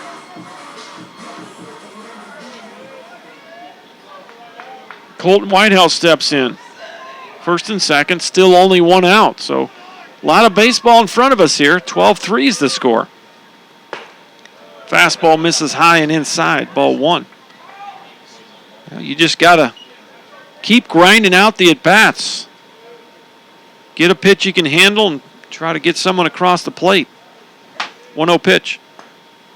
Outside corner. And it's 1-1. You do have a right-hander tossing in the Cougar bullpen now. I'm sure the last thing that Coach Barley wants to do is have to go to his bullpen in a 10-run ball game, or a 9-run game now, excuse me. That ball misses outside. But we have seen Tres Luna. He's walked one batter, and his command has not been what it was earlier in the ball game. 2-1's the count with 1 out. Here's the pitch. Outside corner, 2-2. Throwing a couple of good pitches to the left-handed batting Colton Whitehouse in this at-bat. So perhaps Luna back on track here. 12-3 is the score. We're in the bottom of inning number 3. Here's the 2-1. Missed inside. 3-1. It's 3-2, excuse me. Full count now on Whitehouse. 1 out. Cougars looking for that double play ball. The Apaches trying to extend the inning. Got left on left here with Luna versus Whitehouse. Here's the pitch. Fly ball, right field, not deep enough. Schultz is under it, makes the grab, and scampering over to third base is Taylor Broadway. So F9, if you're scoring at the house, there's 2 outs, runners on the corners. And here's Blake Maddox for the first time today. Tyler Abney started behind the plate, and he was pulled for Maddox in the 3rd inning when the Apaches took the field. 24, Blake Maddox. And this will be his first at-bat of the series. He did not play yesterday. Blaze Beeson played yesterday, and he went 1 for 3 in yesterday's 3-0 Apache win, and it was Tyler Abney getting the start here today. He got a base hit his first time up, and here's Maddox for the first time. First pitch, high, ball 1.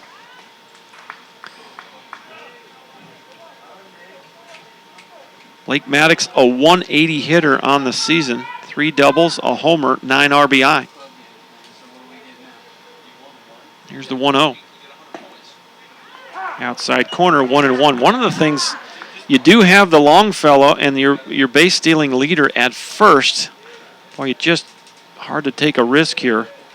I don't know. We'll see if Coach Wren turns Eric loose. He's got a pretty good lead. Here's the pitch. In the dirt, 2-1. You want to keep things moving along here, and you would love for a single by Maddox to plate 2 runs, but I don't know. We'll see if Coach Wren stays aggressive here or whether he keeps Bullock at first base. And there's the pickoff.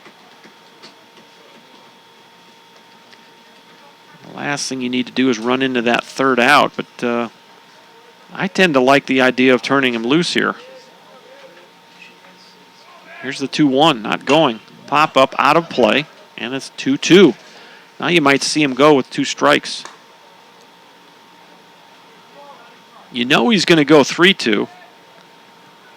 And sometimes coaches will go ahead and allow this runner to steal on a 2-2 pitch. Not going.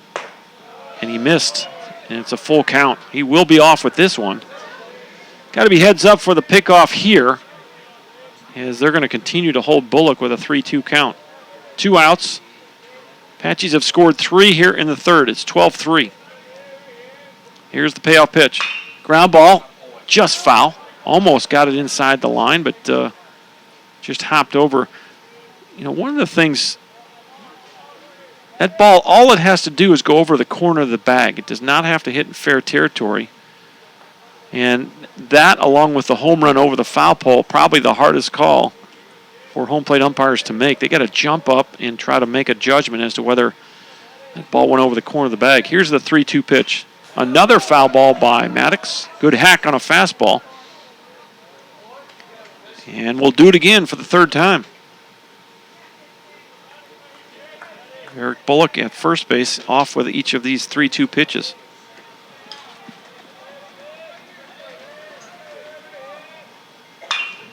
Pop up, this should end the inning. And Chondo, and now it's going to be Murillo at first base, calling him off for the final out. F3 if you're scoring at the house. The Apaches are able to plate 3 runs on 3 hits. They leave a couple of guys on base. Your new score for Mike Carter as we go to the 4th, 12-3, Cougars over the Apaches. Back in just a minute.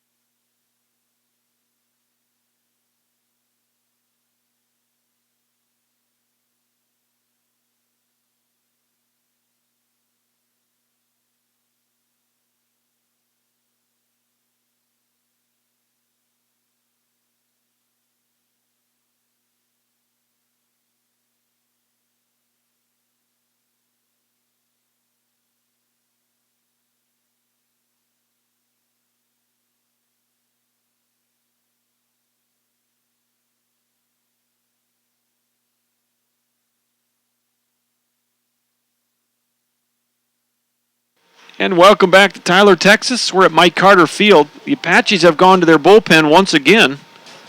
And the new pitcher is Marco Gutierrez. And he's a 6-foot, 175-pound right-handed freshman from Center, Texas. 6', 7, and 8. Schultz is at the plate. Foul ball and now a called strike. It's 0-2. For Gutierrez, this is his 5th appearance of the year. He's 0-0 with a 1.80 ERA. 5 innings pitched, 2 strikeouts, and 2 walks. Opposing batters hitting .211 off of Marco Gutierrez. Another foul ball. Count stays 0-2 on Athan Schultz. He's 1 for 1. He singled in the 2nd inning. He was the leadoff hitter in the 2nd. He walked and scored. He scored 2 runs already. 2 of the 12. 12-3, the Cougars lead. Breaking pitch misses. It's 1 ball, 2 strikes. Nobody on, nobody out. Top of the 4th inning.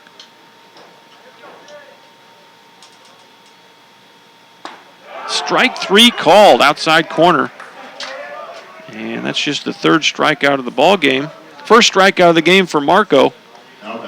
And there's 1 up and 1 down here in the 4th. Here's the catcher, Cody Lee. 3-run double in his first at bat. Laid down a bunt. So he's 1 for 1 with 3 RBIs and a run scored. He's already had a game's worth of production here. We're in the 4th inning.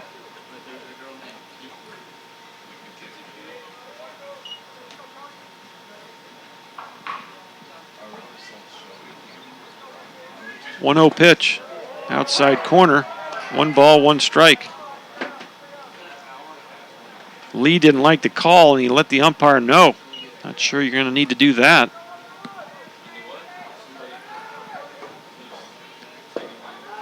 That pitch missed outside. 2 balls, 1 strike to the catcher, Cody Lee. Those catchers always have their unique perspective. They get to catch a lot of times well over 100 balls and strikes, and so they have a unique perspective on the strike zone. There's a hit batter. Cody Lee didn't like it. He's flipping his the his shin guard off to the dugout. And so with 1 out, Lee reaches on the hit by pitch. And here's Alec on Enchando. Trying to see if that's I believe it's the first hit batter of the ball game for the Apache pitchers. Here's Enchando, 1 for 1, scored 2 runs himself. He walked and scored in the first, doubled in a run, and scored in the second. We're in the 4th inning. Coastal Bend leads by 9 runs. They scored 12 runs in the first 2 innings. 10 in the first, 2 in the second. That pitch is on the outside half. 1 ball, 1 strike, 1 out.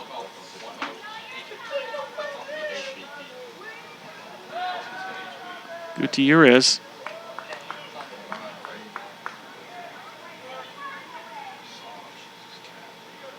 His 5th appearance of the year. They all have been out of the bullpen. 2 balls, 1 strike. Gutierrez, the freshman from Center, Texas.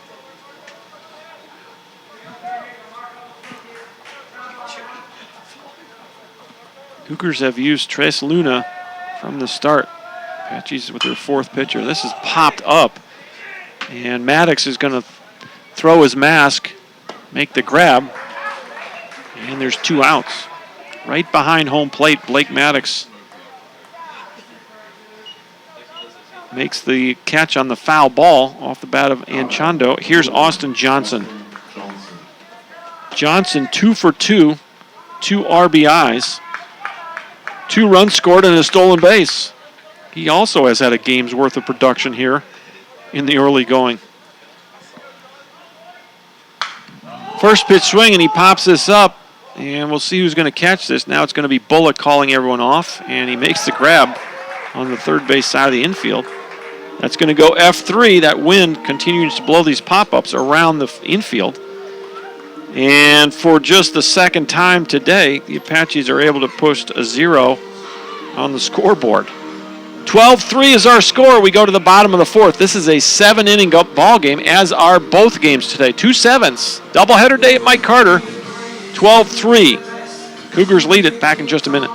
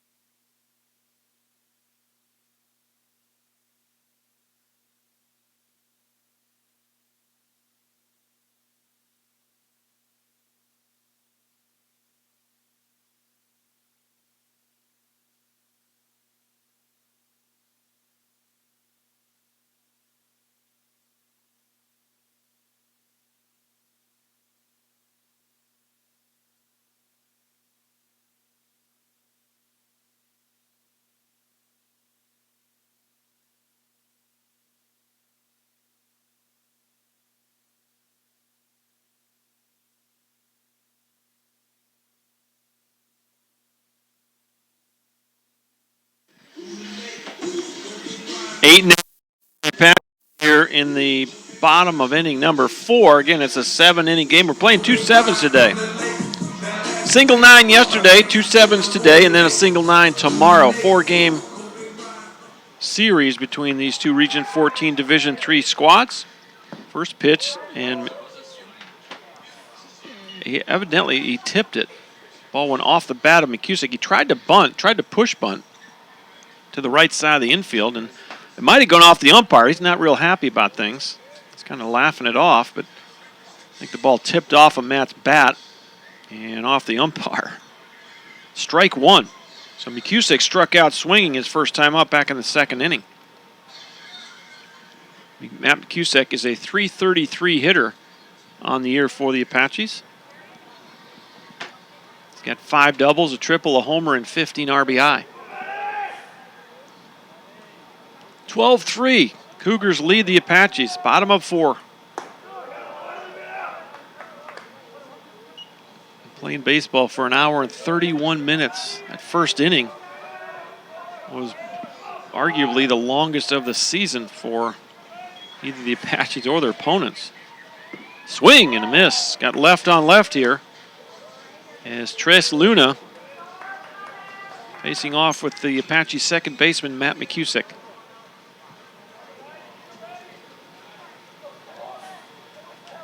Luna taking his time here. And the 1-2. Inside on the fastball, 2-2. McCusick thought that might have held his ground and might have taken one off the front hip there. Apaches definitely need base runners.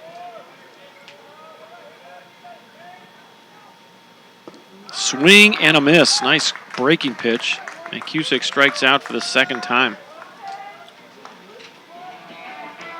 So Tres Luna has struck out 3 Apaches. He struck out McCusick twice, and he got Trahan the first time up. Here's Jared Wells, infield single. Stole second, stole third, reached on he scored a run on the errant throw by Gabriel Murillo. And that kind of got the inning started in the third inning. So Wellsy up there for the second time today. He's 1 for 1. Pitch. Ground ball, second base. And Chando makes the play, 2 outs. Alec Anchando was positioned perfectly. That ball went right to him. He's kind of pinching the middle there on Wells. Wells, a .296 hitter coming into today's ball game. He's the second out of the inning, and now we go to the top of the lineup for the third time. Here's Braden Wise. 1 for 1. He singled the first time up, walked and scored last inning in the third. First pitch is in there. Strike 1. So certainly appears as though Tres Luna has found a rhythm here. T-Bird or T-Bone or whatever his nickname is. Throwing a lot of strikes. He's quickly ahead of Braden Wise.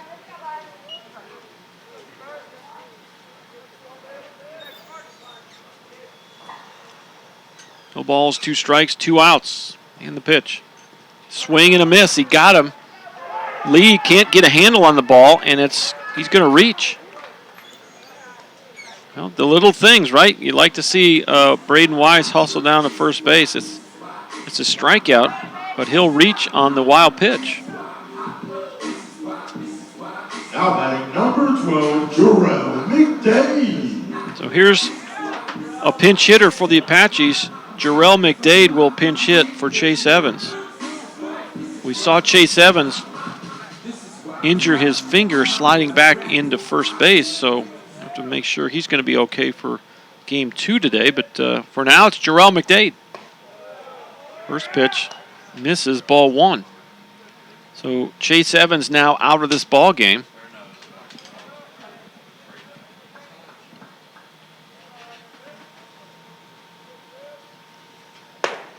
Next pitch is going to miss, 2-0.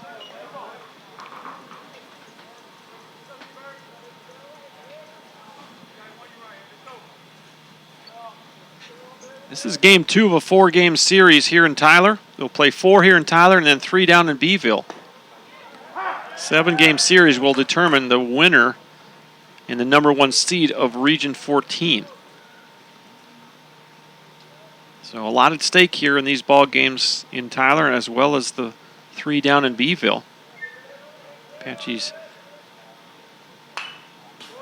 won game 1 yesterday, 3-0. But if this score holds up, the series will not be determined here in Tyler.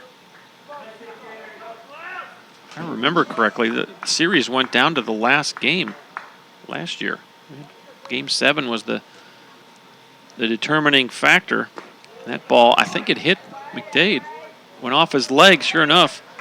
And he'll walk down to first base, hit by pitch. Apache's with an opportunity here. Try to get something going with 2 outs. Wise will go to second. He reached on the strikeout wild pitch. Here's Taylor Broadway. The Apaches were able to score 3 runs in the last inning. He's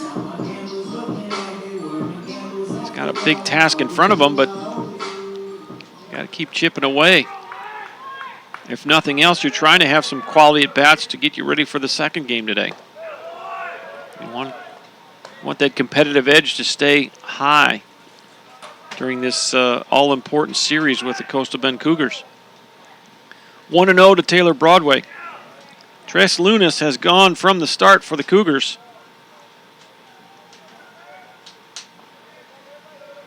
Luna has now thrown 73 pitches.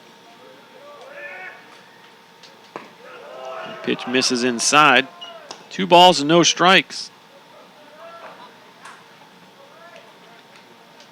Well, even within this inning, Luna has shown moments of good command and other moments where he's fallen behind, and he's done so here to Broadway. Here's the 2-0. That ball's well hit. High, deep, left field, and that ball's way up. A 3-run homer for Taylor Broadway, and now you got a 6-run lead, 12-6. Broadway with a bomb to left field. That ball way into those trees. I did not see that ball come back down. Well, it's still going. That ball was way out of here. We've got a big set of trees just behind the fence and left. And the brick wall is 340 feet. And we got probably an 80-foot high tree there, and that ball went over that tree. So Taylor Broadway gets every bit of that pitch. And your score now is 12-6. Hold on to your hats. Taylor Broadway, his 2nd home run in as many games. And the Cougars are going to the bullpen. We'll let you know who the new pitcher is in just a moment. 12-6. Stay with us.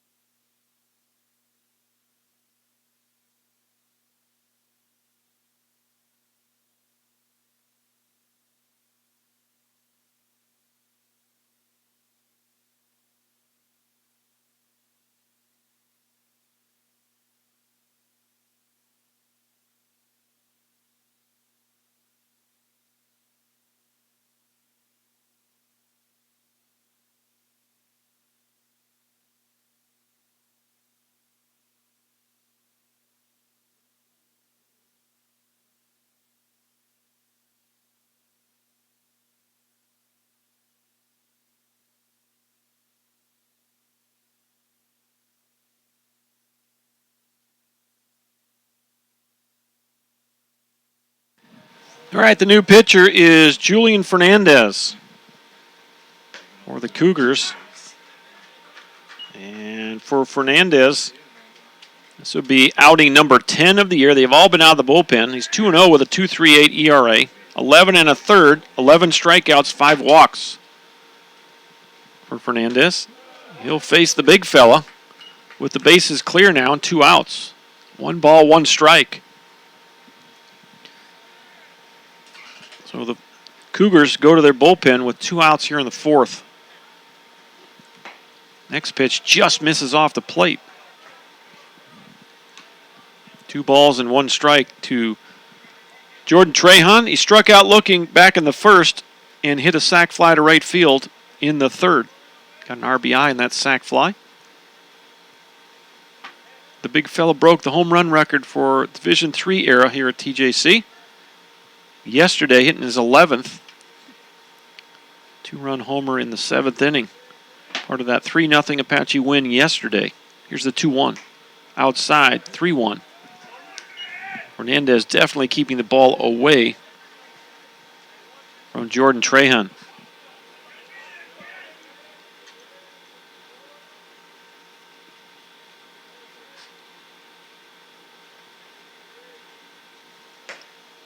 And there's a walk. So Trahan extends the inning with a 2-out walk.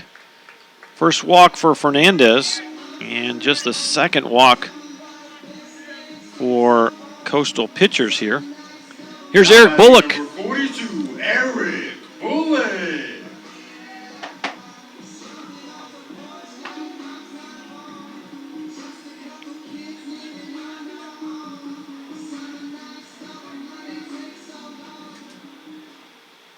Runner at first, 2 outs for the long fellow, Eric Bullock. First pitch just misses off the plate. Bullock popped up to second base and hit an RBI single to center his last time up. So he's 1 for 2 today.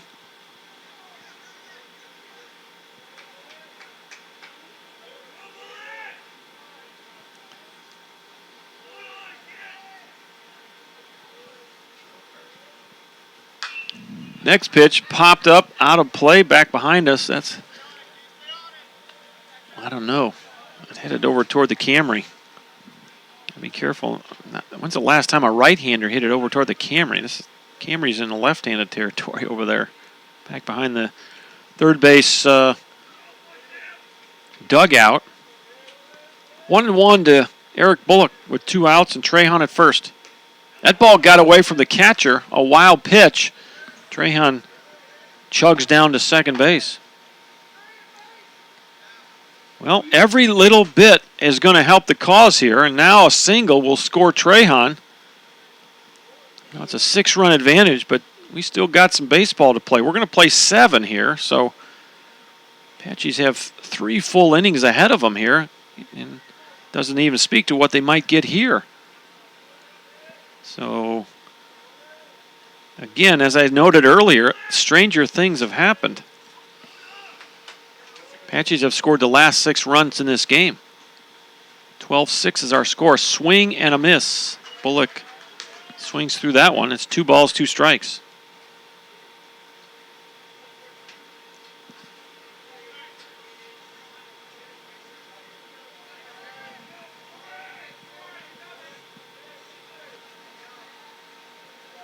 Right-handed freshman Julian Fernandez, swing and a miss. He got him.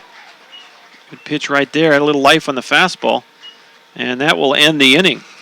4th strikeout of the game for Coastal pitching. First strikeout for Fernandez. And the Apaches do get 3 big runs off the bat of Taylor Broadway. A 3-run homer, a monster blast to left. Your new score for Mike Carter as we head to the 5th. It's a 7-inning ball game. Coastal 12, Tyler 6.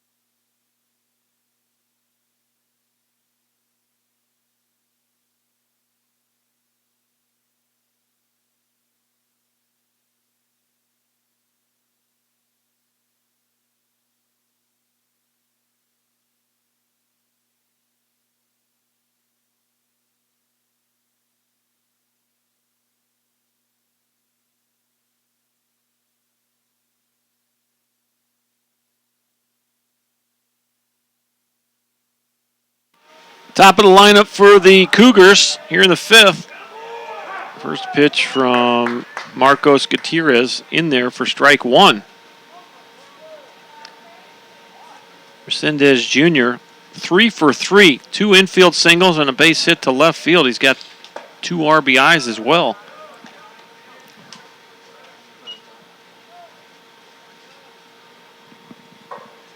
One ball, one strike. Nobody on, nobody out. Top of the 5th. 2 sevens today at Mike Carter. Doubleheader day. Another chopper. You got to hurry.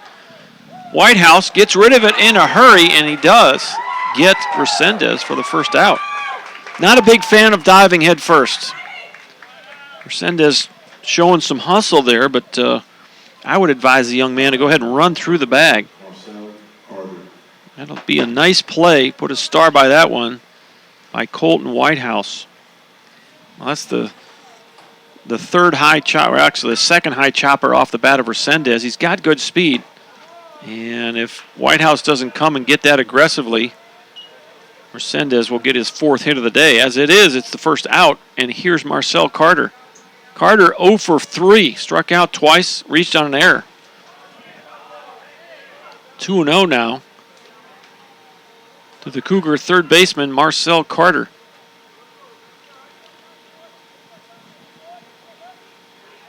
And the pitch. Takes a big hack at that, just fouls it off. 2 balls, 1 strike. Well, did we make notes? I guess McDade goes to the left. Who's in center field now? Who's the left-handed thrower? Who is it? So Braden Wise goes to center field now. McDade is in left. So after Evans is taken out of the ball game, a little defensive switching for the Apaches. That ball's well hit right field. This is trouble. He's going to one-hop the fence. And Marcel Carter has a stand-up double with 1 out here in the 5th inning.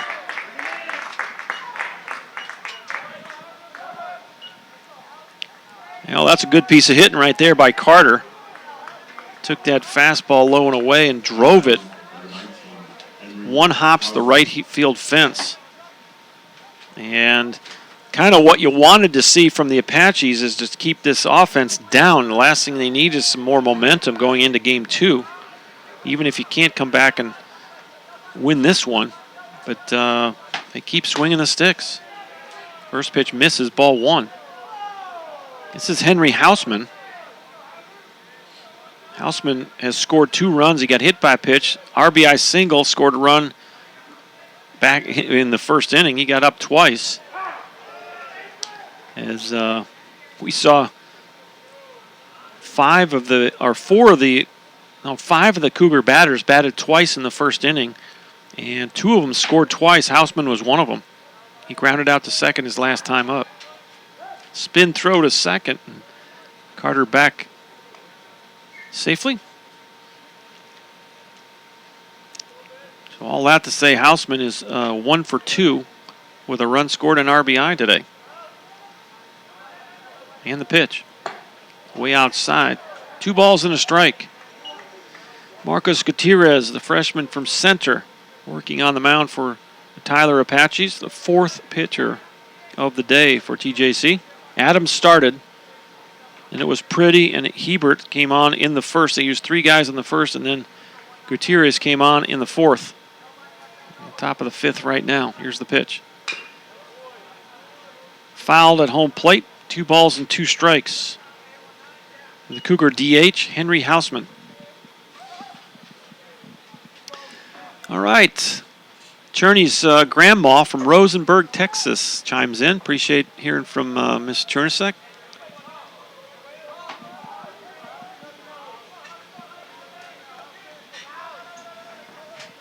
Two-two pitch. Swing and a miss. He got him. Could look like either a cut fastball or a slider from Gutierrez. He'll get his 2nd strikeout and the 4th strikeout of the day for Tyler pitching. And here's Josh Burnett. Burnett tripled his first time up, hit the ball off the light pole in left center. and popped up to the first baseman back in the 4th. So he's 1 for 2 today. He came on for an injured Charlie Overstreet in the first inning. Overstreet injured himself while running at third base. Wild pitch got away and somehow injured himself, and we've had Burnett in there ever since. First pitch was a strike. It's 0-1. And the pitch. In the dirt, Maddox blocks it. 1 ball, 1 strike.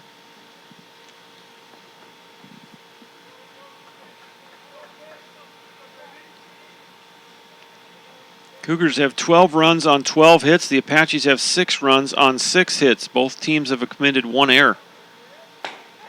Outside corner, 1-2. Well, there's some activity down in that Apache bullpen. Got a couple of guys milling around right now, stretching. Not sure anyone's getting real serious about coming in just yet.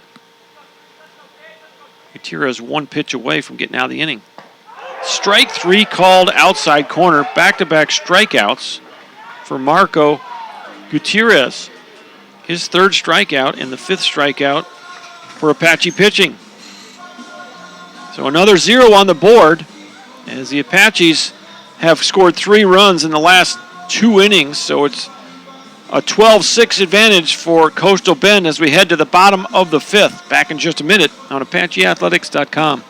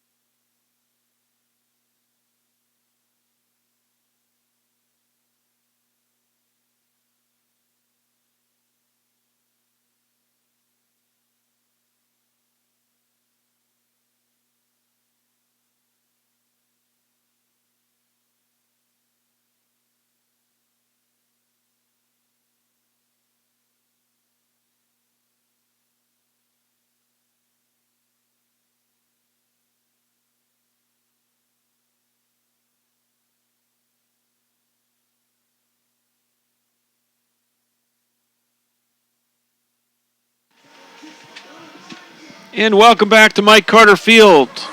We're in Tyler, Texas. Go to the bottom of inning number 5.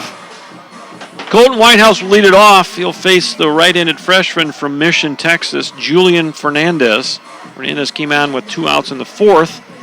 He continues on the hill for the Cougars. They do have some guys throwing in their bullpen, not on the mound yet. They're throwing flat like they did yesterday. Check swing by Whitehouse. Did he go? Did not. Ball 1.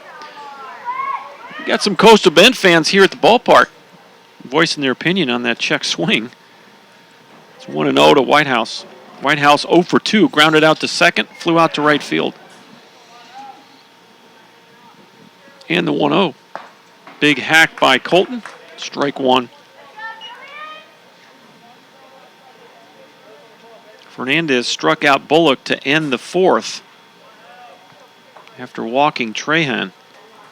This is his 3rd batter to face here in this ball game. Missed outside, 2-1. 6, 7, and 8 coming to the plate for the Apaches. Whitehouse, Maddox, and McCusick. Nobody on, nobody out. 2-1 pitch. Outside, 3-1. Well, the sun out in full force now. Started at 76. Last time I checked, it was 78. Probably going to get over 80 today. Tomorrow, got a cold front coming through overnight, so it'll be a little cooler tomorrow. Pop straight up, out of play. It might hit our press box. No, it's going to get over the press box. Probably hit. Hope nobody's getting some popcorn right now because it's probably hitting right there between us and the ticket booth. 3 balls, 2 strikes. Apache third baseman Colton Whitehouse trying to get his first hit of the day. And the pitch. Little chopper, tough play for Anchondo. And he'll throw to the pitcher and just did get him. Nice job by the pitcher, Julian Fernandez, hustling over and getting to the bag in time. It's going to go 4-1 on the ground ball out. 1 up, 1 down here in the 5th. Now batting number 24, Blake Maddox. Here's Blake Maddox. He popped up to the first baseman his first time up. He came on after Tyler Abney singled back in the 2nd inning.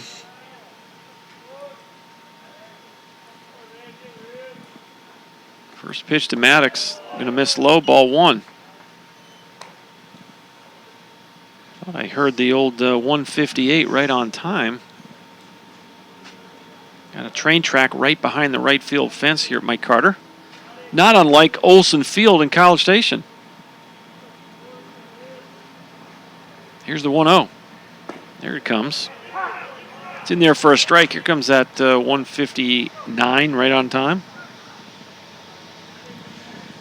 Can't really see the train as it goes by because there's too many trees, but it is right behind that fence out in right field. Check swing. I thought he went. Yes, he did. And it's 1-2 on Blake Maddox.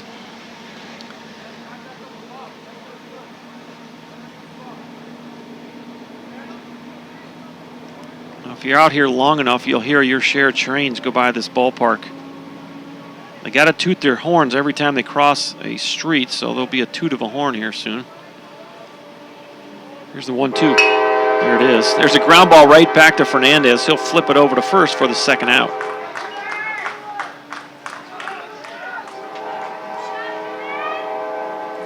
Two up, 2 down here in the Apache 5th. Here's Matt McCusick.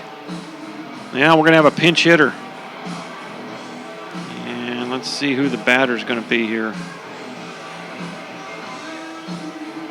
Now batting number 20. It's going to be Bo Busing. Bo Busing is the pinch hitter. Busing, a .240 batting average on the season. Bo's got 4 doubles and 9 RBI on the season. He'll take over for, he'll hit for McCusick. He more than likely is not going to come in and play second. We'll probably do a little bit of a shuffle-roo here in the defense when we go back out in the field. So McCusick's day is done. And we'll see who Coach Wren decides to send out to second base next half. He might send Bo to the outfield and bring Broadway into the infield and move Whitehouse over to second. We've seen that move before. Here's the 1-1. Little chopper, third base side, going to go foul. Boy, the thing about this turf, it brings in a whole nother element of offense. If you got some guys that can just pound it into the ground with some speed. We saw LSU Eunice with a couple of guys that did that. And I'll tell you what, Resendez has taken full advantage. He plays on a turf field at his home field, so all you got to do is just be able to put that ball on the ground and get some elevation on the chop, and you're going to have a lot of base hits. Another pop foul out of play. Bo Busing, 1 ball, 2 strikes, 2 outs. Nobody aboard here in the 5th. The Apaches have scored 3 runs in the last 2 innings consecutively, 3 in the 3rd and then 3 more in the 4th. But at that point, with a 12-run advantage, you only cut the lead in half. Little looper into right, could be trouble. That's going to fall in for a single. Bo Busing with a 2-out single to right field. 1B9 if you're scoring at the house, and stepping in now is the shortstop, Jared Wells. Wells reached on a single, infield single his first time up, grounded out to second base in the 4th inning. And he'll get up for the 3rd time today with 2 outs in the 5th. And I'm not sure what Fernandez, he almost looks like he wants to wind up. Now he's going to step in and go from the set position.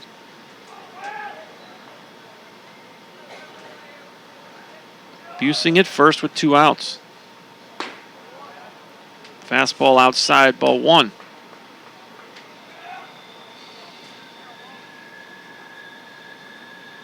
Well, you got to be aggressive on the balls in the dirt. I'm not sure you're going to turn Busing loose here. He does have one steal. Got any chance to get to second here, you're going to take it. That pitch is on the outside half, strike one. You'd love to get him over there, and a single would have a chance to score him. He's got a pretty healthy lead at first base.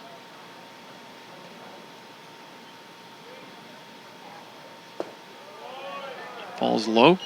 2 balls, 1 strike.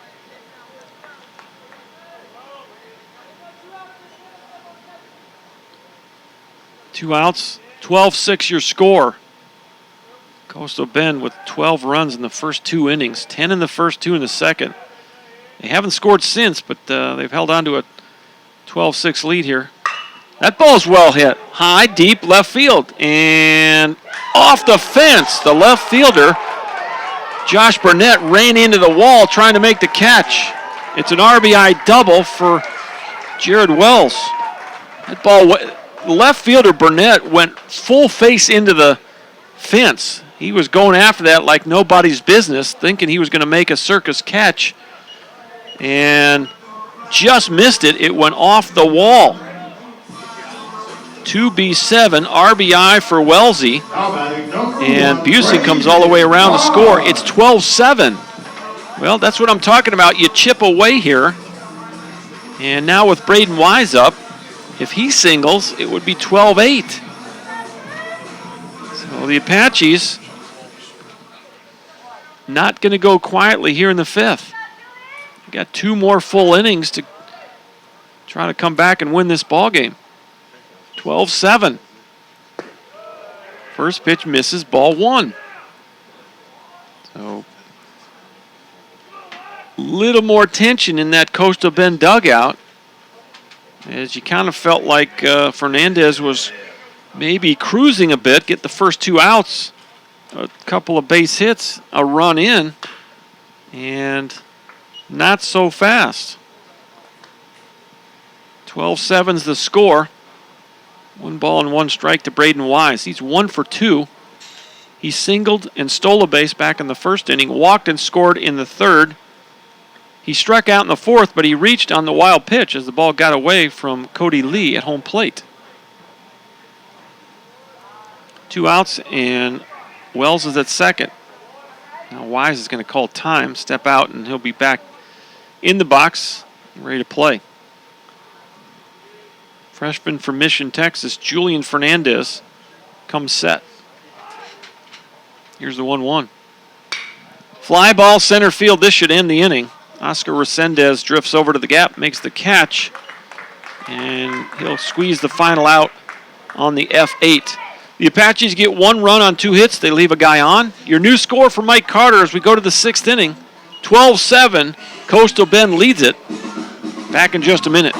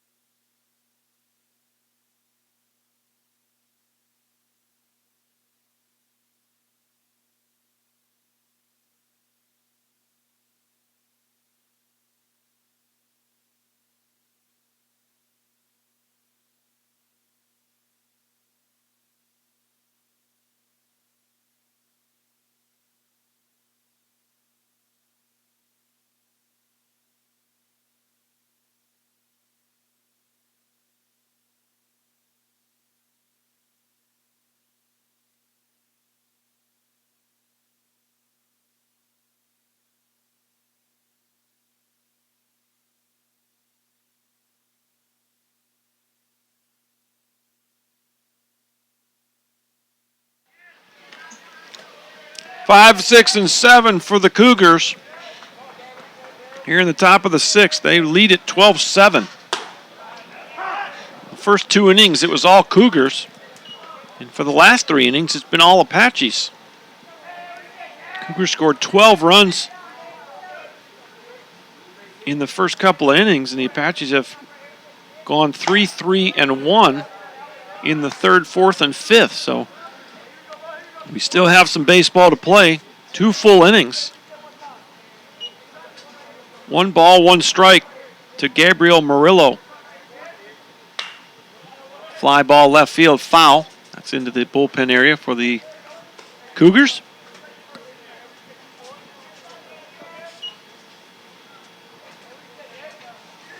These 2 teams will square off in Beeville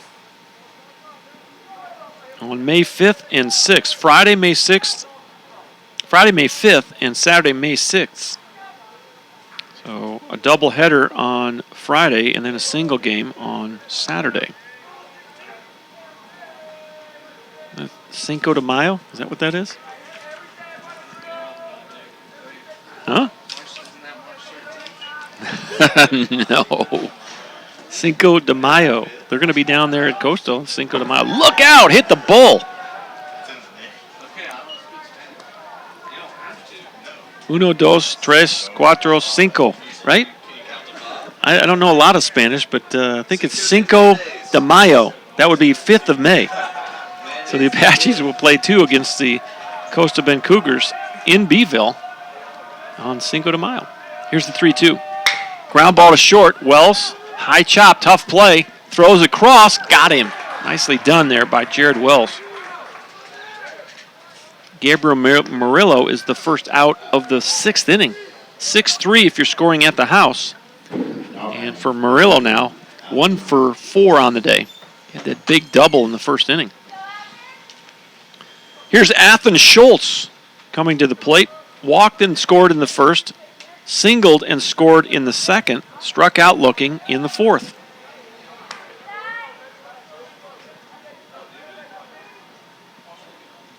One out, nobody aboard here.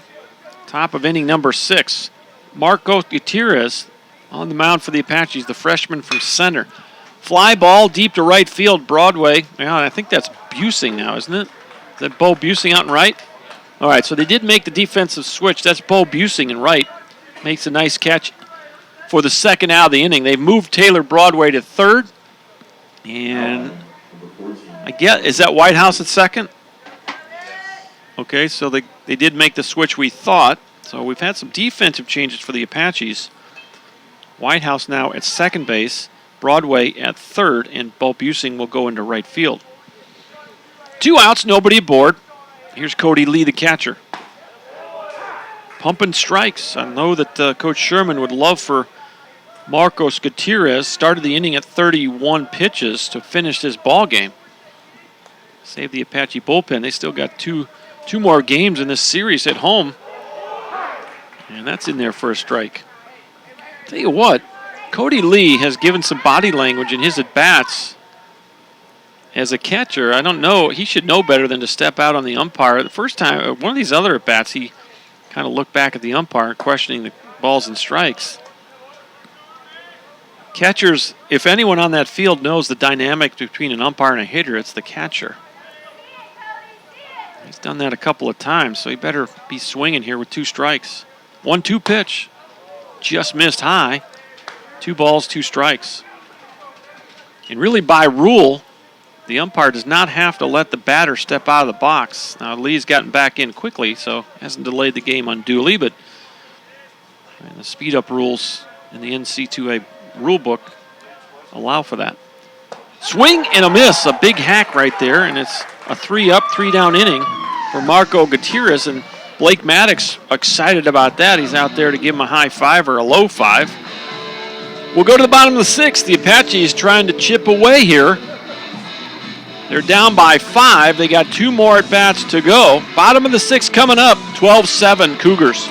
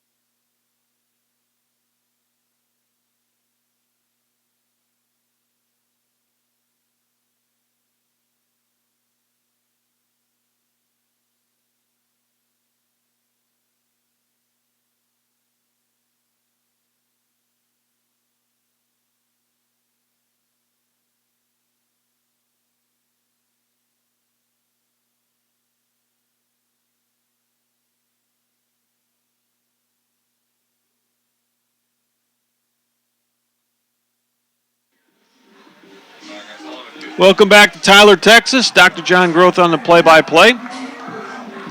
Bottom of the 6th, 12-7. Cougars over the Apaches. It's 2, 3, and 4. This is Jarrell McDade for the second time. He came on for Chase Evans. First time up, Jarrell got hit by a pitch, so he's yet to have an official at bat. Swing and miss on the first pitch, 0-1. Julian Fernandez, the freshman from Mission, Texas, continues here for the Cougars. 0-1 pitch, misses low, 1 ball, 1 strike. Appreciate all the feedback we've gotten on the YouTube message system. Would love to hear from any of you that haven't chimed in, where you're watching from, who you're rooting for. Doubleheader day here at Mike Carter, so we'll be off the air for a few minutes and then right back on. Probably be off for about 20 or so minutes. And we'll be back on the air for Game 2. 4-game series here in Tyler between these two clubs, Region 14. 1-2 pitch coming up to McDade. Little chopper foul, and he stays alive.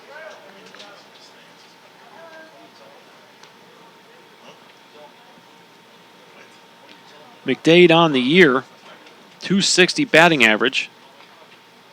Got 2 doubles, a triple, 1 homer, 15 RBI.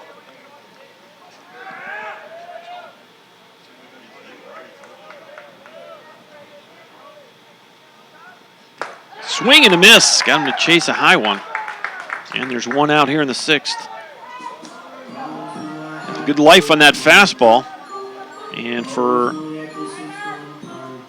Fernandez, that's the first. No, it's not. It's the second. Let's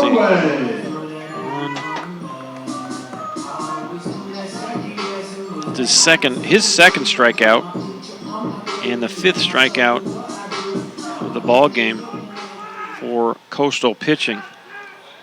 Stepping in for the Tyler Apaches is Tyler Broadway. Now playing third base, swing and a miss, off speed, strike 1. Julian Fernandez, again, his 10th outing of the year.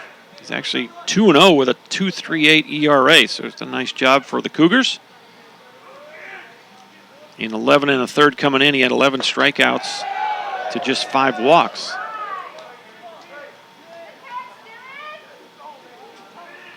Cougars wanted that pitch, dugout and the fans. 1-1 on Broadway with 1 out, nobody aboard. Bottom of inning number 6. That ball's well hit left field and off the wall. Tell you what, Broadway is on fire. Into second. A double for Broadway. So just like yesterday, he doubled and homered. So with 1 out, the Apaches looking for more here. You didn't have to get them all at once, and you're chipping away. 3 in the 3rd, 3 in the 4th, 1 in the 5th, and now you're threatening here in the 6th. If nothing else, this is what the kind of response you'd like to see out of your club after getting down 12-0 in 2 innings. So Coach Wren, regardless of the end results of this ball game, has to be fairly pleased with the fight in his club. They did not shut it down. They have kept coming back at this Coastal Bend squad, and we still got some ball to play here with 1 out in the 6th. Here's the big fella. And Trahan takes ball 1 low. Jordan struck out looking in the 1st, hit a sac fly with an RBI in the 3rd to right field, and walked in the 4th. He's 0 for 2, or actually 0 for 1 officially. Holds up on that one, and it's 2-0. You got a base open here. And I would argue it'd be wise to not give this guy anything close. You got first open. I'd take my chances with Eric Bullock. I've seen Broadway and Trahan just tear it up the last 2 days. The pitch misses low, 3-0.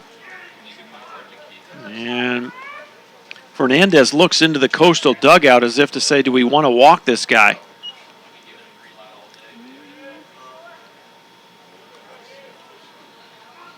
No, they aren't going to. They're going to throw it way outside. That catcher is in the left-handed batter's box.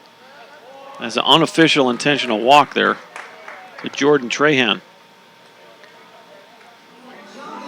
So now you got first and second. Not only does that set up the double play, but it keeps a dangerous hitter from taking a whack at a pitch that might be ended up in the trees. So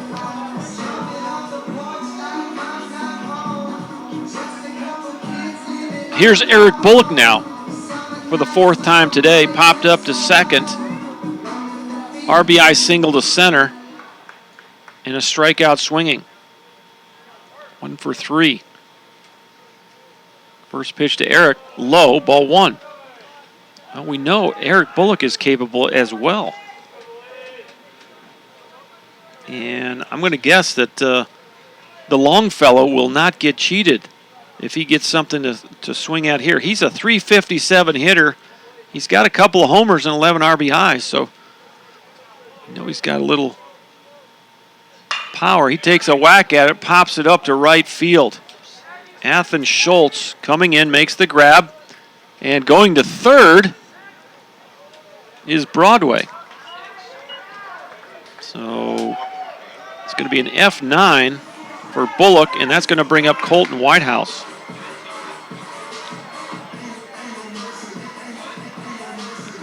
Well, wild pitch, pass ball. There's all kinds of things to get this run in from third, but you would like to keep the runs coming in, even if it's just one this inning. It'll keep that those positive vibes going through that Tyler dugout. Fernandez on the mound for the Cougars.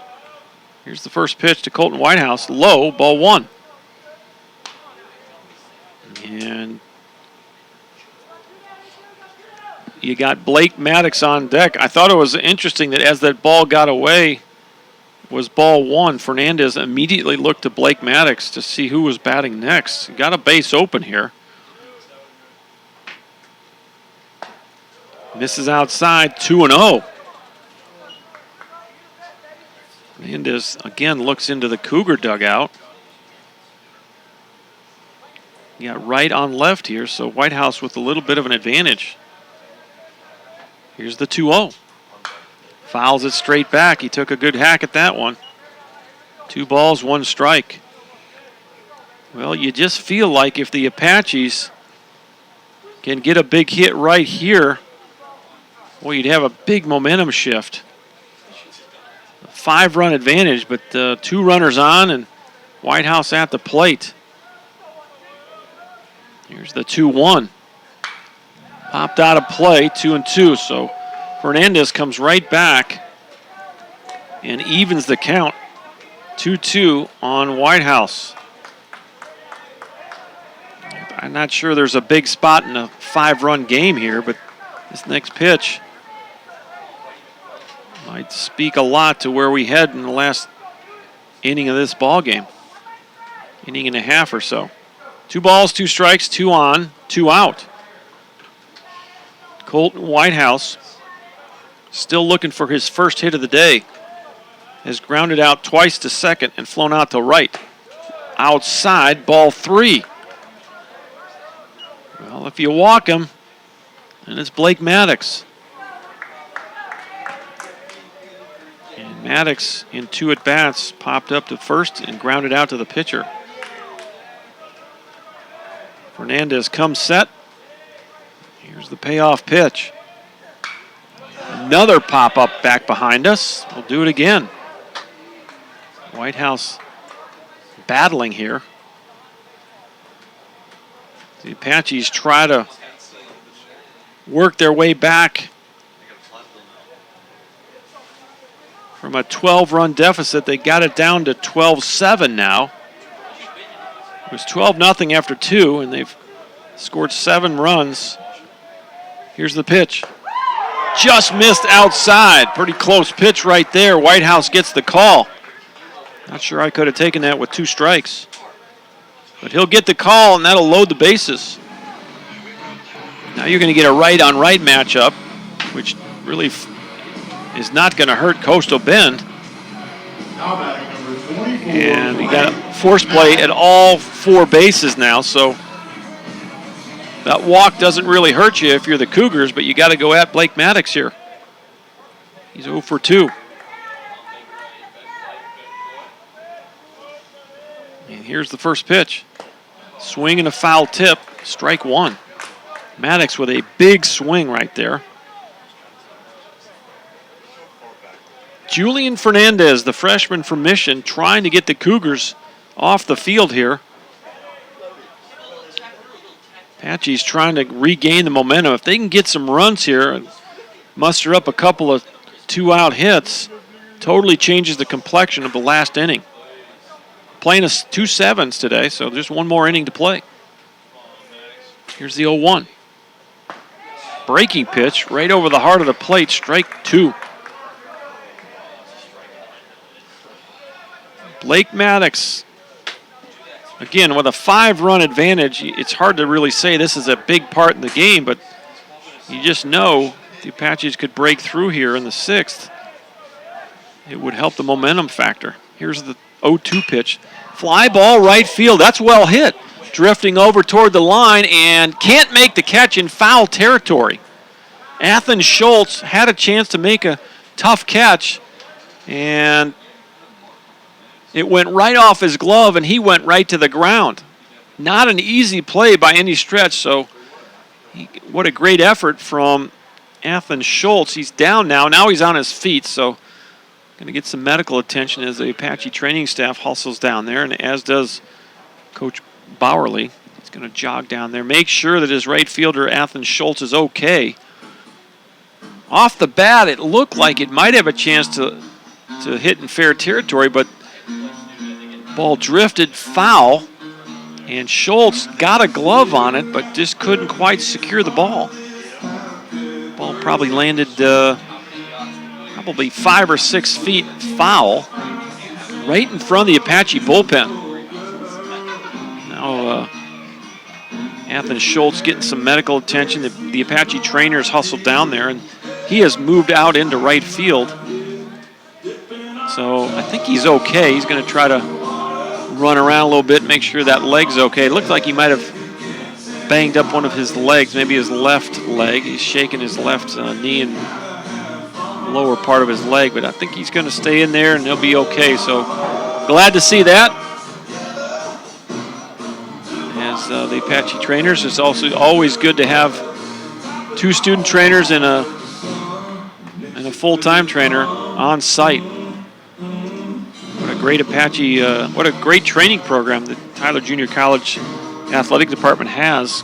Eddie McGuire, Travis Gray, about 15 or so student trainers under their tutelage. And what a great opportunity those young people get to get some experience with 10 or 12 different sports, and then on to the 4-year level they go, just like these players. We're back at action, 0-2 to Blake Maddox. Julian Fernandez with the pitch, ground ball, third base side, just foul, very close play. Another one of those tough calls for the umpire. And all it's got to do is go over the corner of the bag, and it went foul before it got to third base. Well, that would have been a couple of runs. Whitehouse is at first base, so he's going on crack of the bat. He's got an excellent lead over there. Nobody holding him on, so he got a chance to get some runs. They're calling for the high fastball here. 0-2. Low in the dirt. Good block there by the catcher, Cody Lee. And the count goes 1 ball, 2 strikes. 2:28 right on time as we get another train go by the ballpark.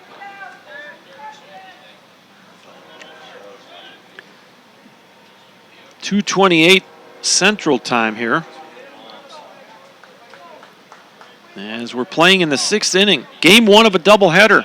Take about 30 minutes between games. Probably be on the air about 20 minutes after we cut you loose here in Game 1.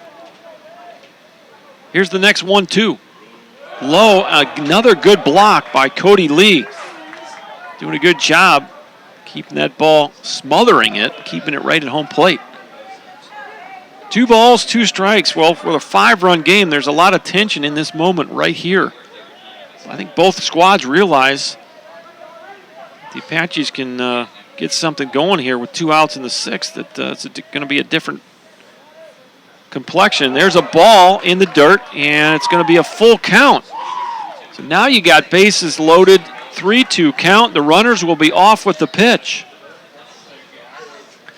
Julian Fernandez, the freshman from Mission, desperately trying to get the Cougars back into the dugout. The Apaches are trying to desperately get back into this game. They trail 12-7. Bases are loaded, 2 outs in the 6th. Blake Maddox at the plate.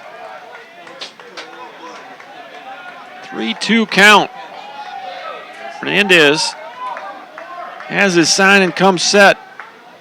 And the pitch. Ball 4.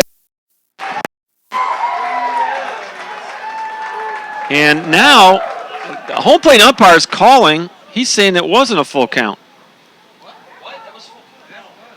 Well, I don't know.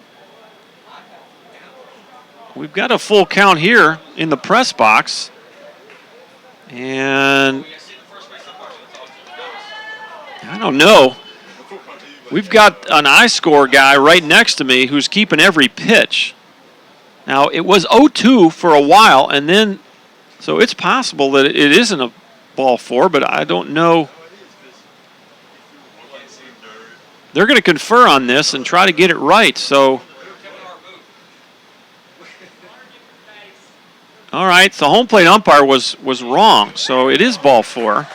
And there's no argument out of the Cougar dugout. I think they recognize that it was a full count as well. So that could have been a big decision in this game. But as is, Blake Maddox is going to get an RBI walk. Whitehouse goes to second, Trahan to third. Broadway comes home to score the run. It's 12-8. Now Coach Wren's going to talk to the home plate umpire as one of the pitching coach for the Cougars comes out and has a chat with Julian Fernandez. Tell you what, you get a hit here, and it's Bo Busing is at the plate. And again, this has a potential to really change the complexion here. It's 12-8 with 2 outs in the 6th.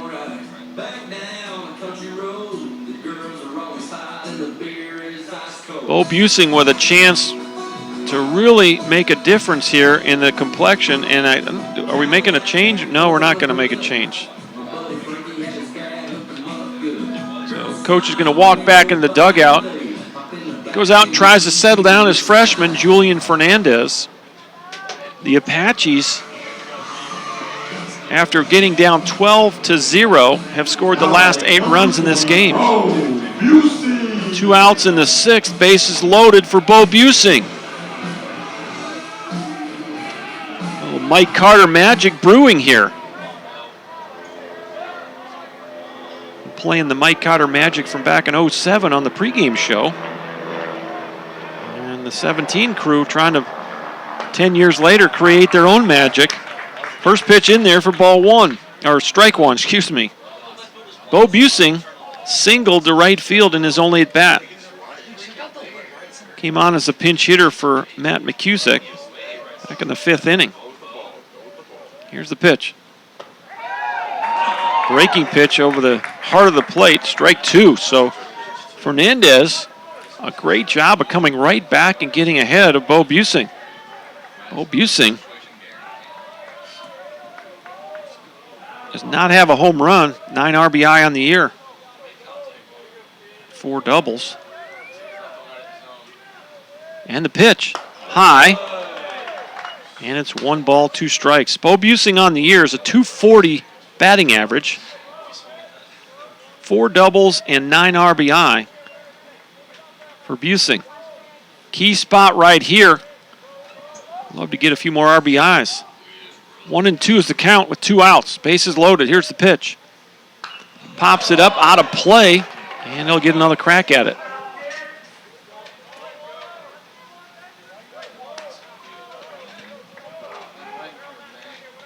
Trahan is at third. Whitehouse at second. Blake Maddox at first.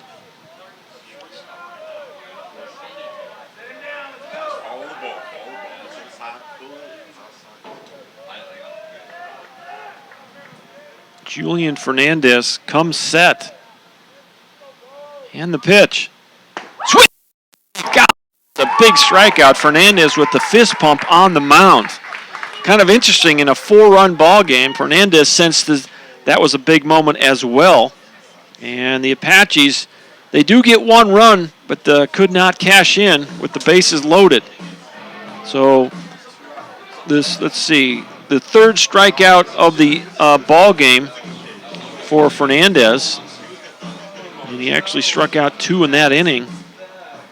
And the 6th overall for Cougar pitching. We'll go to the top of the 7th. This is a 7-inning ball game, so this is it. 12-8, Cougars lead it. Back in just a minute.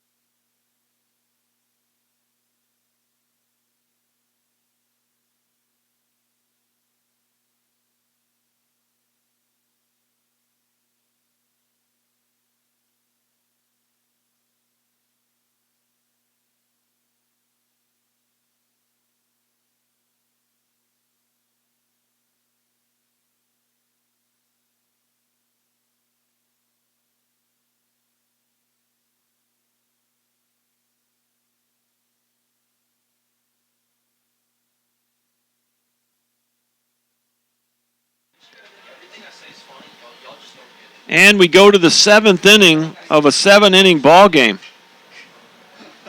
8, 9, and 1 for the Coastal Bend Cougars. Alec Anchondo will lead it off. First pitch in there for strike 1 from Marcos Gutierrez. He came on in the 4th. It was pitch number 44 for Gutierrez. And it's a strike. Nobody on, nobody out, top of 7. Ground ball left side. Broadway throws across, 1 out. First ground ball of the day for Taylor Broadway since moving in from right field. How nice is it to have a guy that can play both infield and outfield? Gives Coach Wren some flexibility when he wants to make some changes. 1 up and 1 down. Here's Austin Johnson, the shortstop. 2 for 3 today. Both those hits came in the first couple of innings. Almost hit him. Ball 1. Well, this has been a tale of 2 games. First 2 innings belong to the Cougars. Scored 10 runs in the first inning, 2 in the second. Since then, the Apaches have put up 3 in the third, 3 in the fourth, 1 in the 5th, and 1 in the 6th. 12-8 is our score. 2-0 to the 9-hitter, Austin Johnson. Well hit center field. That's Braden Wise out there now. He makes the catch for out number 2. F8 if you're scoring at the house. And that'll roll it back to the top of the lineup for the Cougars. Oscar Resendez Jr. Been up 4 times. He's got 3 hits.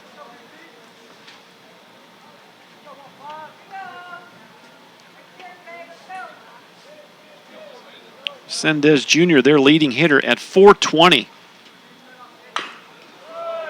First pitch fouled off toward the Coastal dugout. Resendez Jr., 10 doubles, 4 triples, 5 homers, 23 RBI for the Cougar center fielder. Putting together a nice year for himself. They have 2 batters over 400, Resendez Jr. and Trace Luna. Luna .412 hitter on the year. They're hitting .307 as a squad. So, and they do not get cheated. 42 homers coming into the series. 1-1 pitch. That ball's well hit. High field out of here, and the field umpire called it foul. I'm not sure what he was doing. He was moving towards left field. You got to stay right on the line there. I don't know what.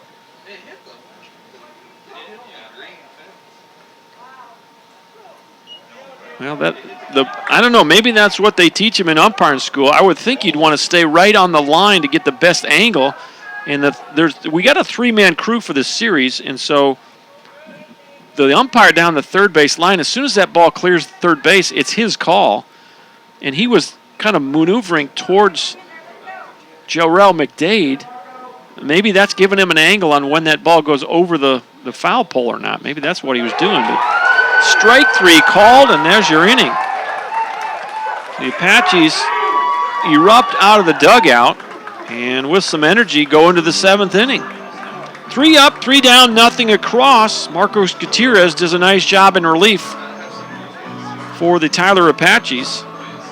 And we'll head to the bottom of the 7th. You need 4 to tie, 5 to walk them off. Back with the 7th inning in just a minute.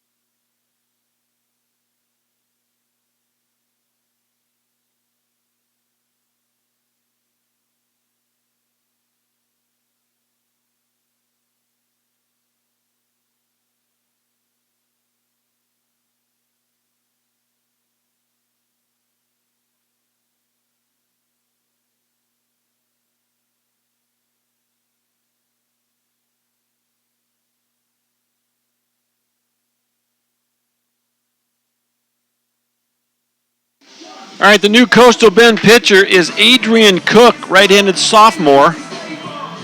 And for Adrian Cook, it's outing number 13 of the year. He's actually started 10 games, so this guy's a starter.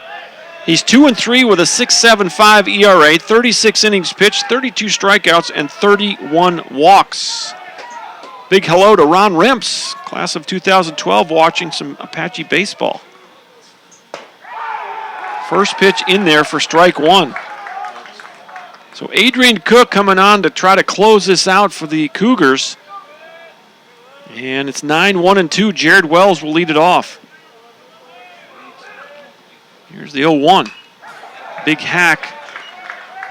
Just does get a piece of a fastball. It's 0-2. So the big right-handed sophomore, Adrian Cook, on in relief here.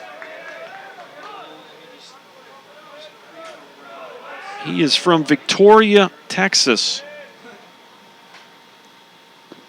Just misses outside.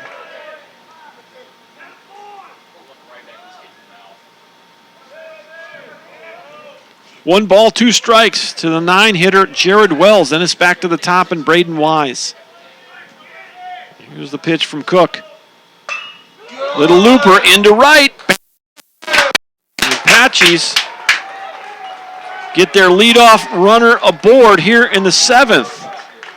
Great at bat by Jared Wells. Just fought that pitch off and blooped it over the head. Alec Anchondo almost caught that ball. He backed up a couple of steps, reached up, jumped, and it just got over his glove. So here come the Apaches. They have scored the last 8 runs. They need 4 to tie and 5 to win. Here's Braden Wise, 5th at bat of the ball game. It's 1 for 3. First pitch misses, and now you got energy out of that Apache dugout.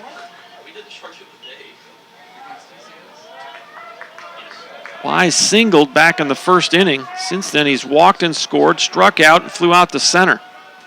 Here's the 1-0. It's right down Main Street. Little heat right there. 1 ball, 1 strike.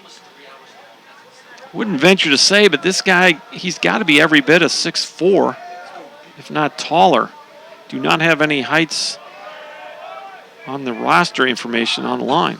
Fastball outside corner, and it's 1-2. Well, we noted that Adrian Cook is primarily a starter for the Cougars, but he has been used in relief. This is his 3rd relief appearance of the year. 1-2 pitch. That's going to miss, and it's 2-2. Braden Wise with the deep breath at home plate. Apaches need some base runners. There's a lot of energy, but you got to get a number of Apaches on base here this inning. 2-2 pitch. Just missed outside. And I'm telling you right now, that's the 3rd time today that Cody Lee has turned on that umpire, and he's not going to get any calls by doing that. He's hurting his own cause. We saw him do it twice as a hitter, and now he's done it once as a catcher. That was blatant. Full count. Here's the pitch. Ball 4. That was a pretty close pitch.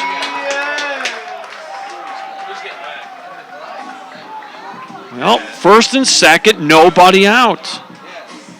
Well, you can tell the whole feeling of this game has changed. The first couple innings, I said it on the air, the Cougars had the Apaches reeling, and now it's the other way. You can just sense the Cougars are looking around at each other like, who's going to make a play here? Here is Jarrell McDade. 2 on, no out. Now Cook's going to step off. They're going to try to get the signs right with the runner at 2nd. Well, if you look at Adrian Cook's numbers, he's 2-3 on the year with a 6.75 ERA. In his 12 appearances prior to today, 10 of them were starts.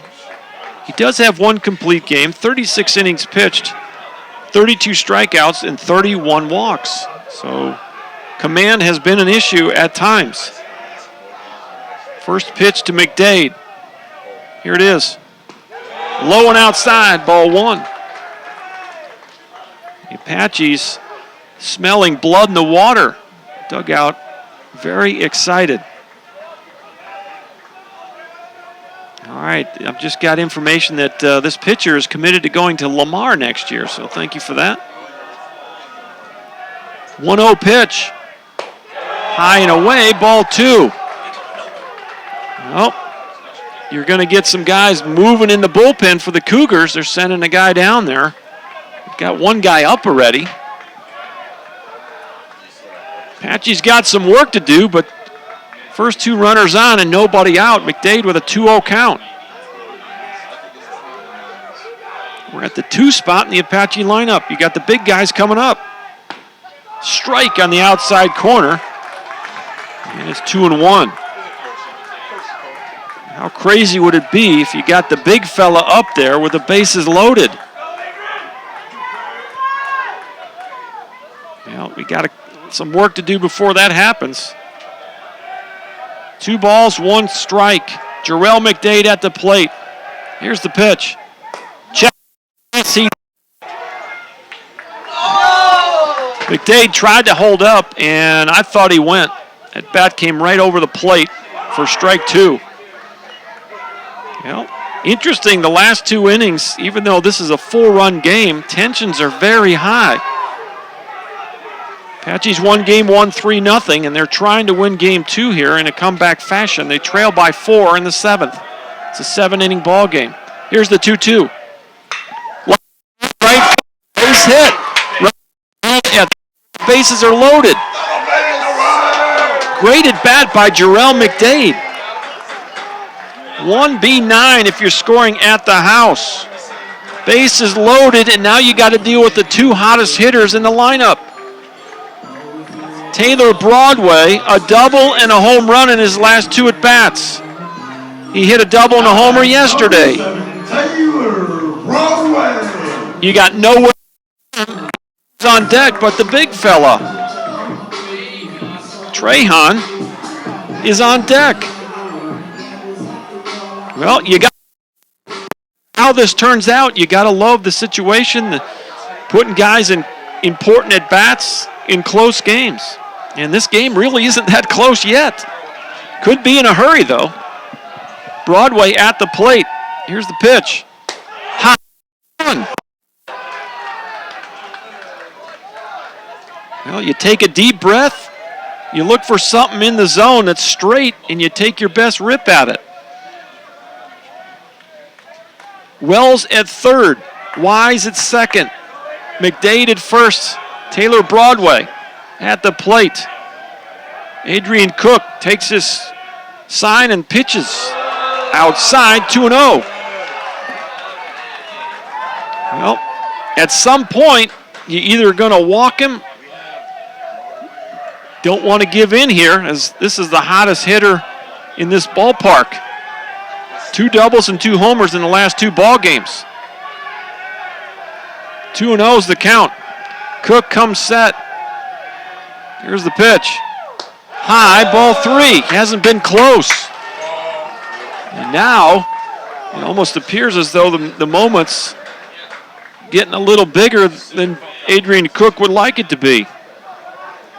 He's made some really good pitches since coming in, but he's also missed with some big misses.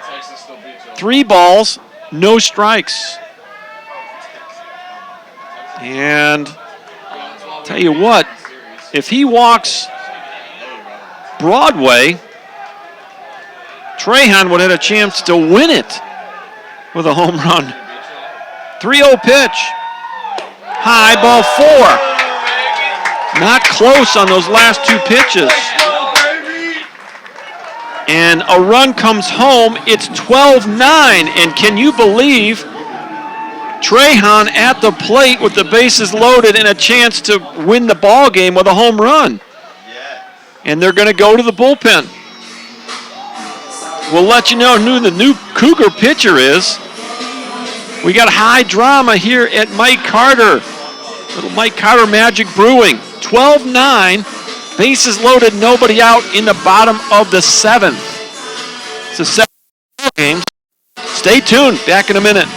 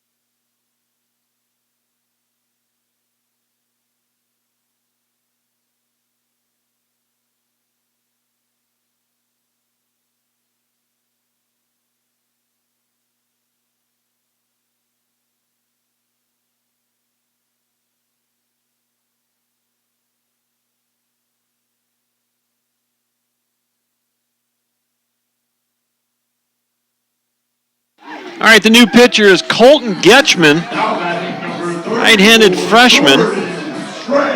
He's 1-0 with a 5.19 ERA. He's got 11 appearances. He has started 2 games, 17 in the third innings pitched, 20 strikeouts, 12 walks. For the right-handed freshman, Colton Getchman in the game now. Bases loaded, nobody out. Jordan Trahan at the plate. First pitch, low, ball 1. 4 Apaches have come to the plate, and they all have reached. A single, a walk, a single, and a walk. And here's Trahan with a chance. If he catches one here, the ball game will end. Here's the pitch. Right down the middle, strike 1. Trahan, so far today, struck out looking, hit a sac fly to right field, walked twice. Oh, it's about time for the big fella to unleash. Hit a 2-run bomb yesterday. Was with probably the Apaches had 2 homers yesterday, and that was all the scoring. 3-0. Totally different today. 21 runs in the game so far. Bases loaded, nobody out. Getchman comes set. Here's the 1-1. Swing and a foul ball. Hops over the net, and it's 1-2 on Jordan Trahan. Well, as I said, you love for these games to go the way they are. You've got a very close game. You got players playing in high-pressure situations. No matter how this turns out for the Apaches, they have done a great job of coming back. 1 ball, 2 strikes. Fly ball, left center, not deep enough to leave the yard. Resendez makes the catch in center. He'll throw it to third, and it's 12-10. Trahan with his second sac fly of the day, his second RBI of the day. And coming home to score is Braden Wise. 2-run difference with 1 out now. And here's Eric Bullock. Bullock 1 for 4 on the day. He had an RBI single back in the 3rd inning. Popped up to second, struck out, and flew out to right. Well, you got the tying run at first base, and that would be Taylor Broadway. He's got good speed. You got Jarrell McDade at second base. His run doesn't mean anything at this point. Broadway's the one that will extend the ball game if he can score. Bullock at the plate. Getchman comes set. Here's the pitch. In there for a strike. And it's 0-1. Wanting to get a look at that first pitch. Bullock takes a strike. So Getchman has got pretty good numbers coming in. Strikeout to walk, 20 strikeouts to just 12 walks in 17 and a third. Off speed, in the dirt. That's what you need right there is a wild pitch or a pass ball to move those runners along. 1 ball, 1 strike, 1 out. Big drama here in the bottom of the 7th of a 7-inning ball game. The Apaches have come all the way back from a 12-0 deficit. Got the tying runs aboard. Trahan just hit a sac fly. Now time is called. Not sure what was going on there. I think the catcher actually asked for time there. Cody Lee appeared to take his mask off, and umpire granted time. They tried to get Getchman's attention, and he almost made the pitch. 1-1 with 1 out. The long fella, Eric Bullock, at the plate. If he catches one, the ball game would be over. Breaking pitch in the dirt. 2 balls and a strike.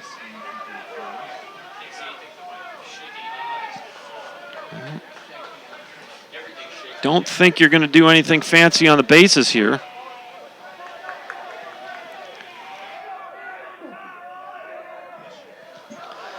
Two and 1 to Eric Bullock.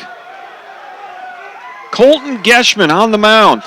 Well, he's got to be every bit of 6'6", 6'7", big tall guy. Yes, we've got some Mike Cotter magic brewing here. listening on the pregame show, we've played some of the old sound bites from our 07 run to the national title, and just to kind of get some good vibes going on the air. And sure enough, the Apaches have come all the way back here. They're trying to create their own magic here in 2017, 10 years later. 2 balls, 2 strikes, 1 out. Here's the pitch. In the dirt, 3-2. Tell you what, Cody Lee done a nice job of blocking the ball at home plate all inning. Really all game. He's smothered a lot of pitches in the dirt for the pitchers from Coastal Bend. It was Luna who worked into the 4th inning. Then it was Fernandez. Adrian Cook came on here in the 7th. And now it's been Colton Geschman.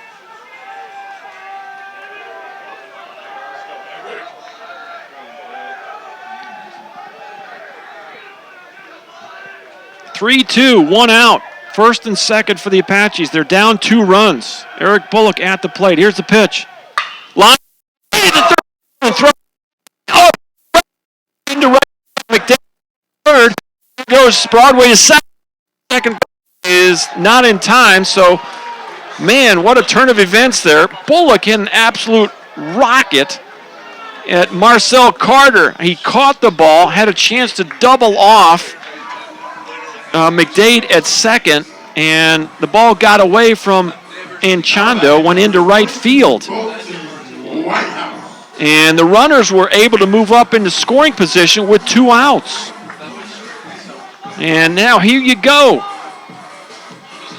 A base hit might tie it. Would have a chance to tie it. Colton Whitehouse 0 for 3 with a walk. First pitch. Just missed, ball 1. Off-speed pitch, tried to backdoor him on the breaking ball. Pretty good pitch.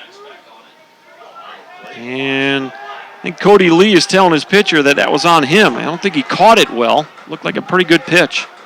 1 ball, no strikes. 2 outs, 2 aboard. Breaking pitch, that goes in there for a strike. And now Lee's going to go out and try to make sure that he and Getchman are on the same page. Whitehouse is at the plate. Blake Maddox scheduled to hit next. He's in the on-deck circle. Whitehouse looking for his first hit of the day. If he could get a base hit here, have a chance to tie the game. Colton Geschman comes set. Here's the pitch. Fly ball right field. This should end it. And on the run, making the catch is Athen Schultz. And Coastal hangs on for the 12-10 win. Nice job in right field by Athen Schultz to run that ball down, as Colton Whitehouse put a nice charge in it. But Schultz was able to make the catch for the final out of the game, and out of the dugout came the Cougars to greet one another as they celebrate evening up this series at 1 apiece.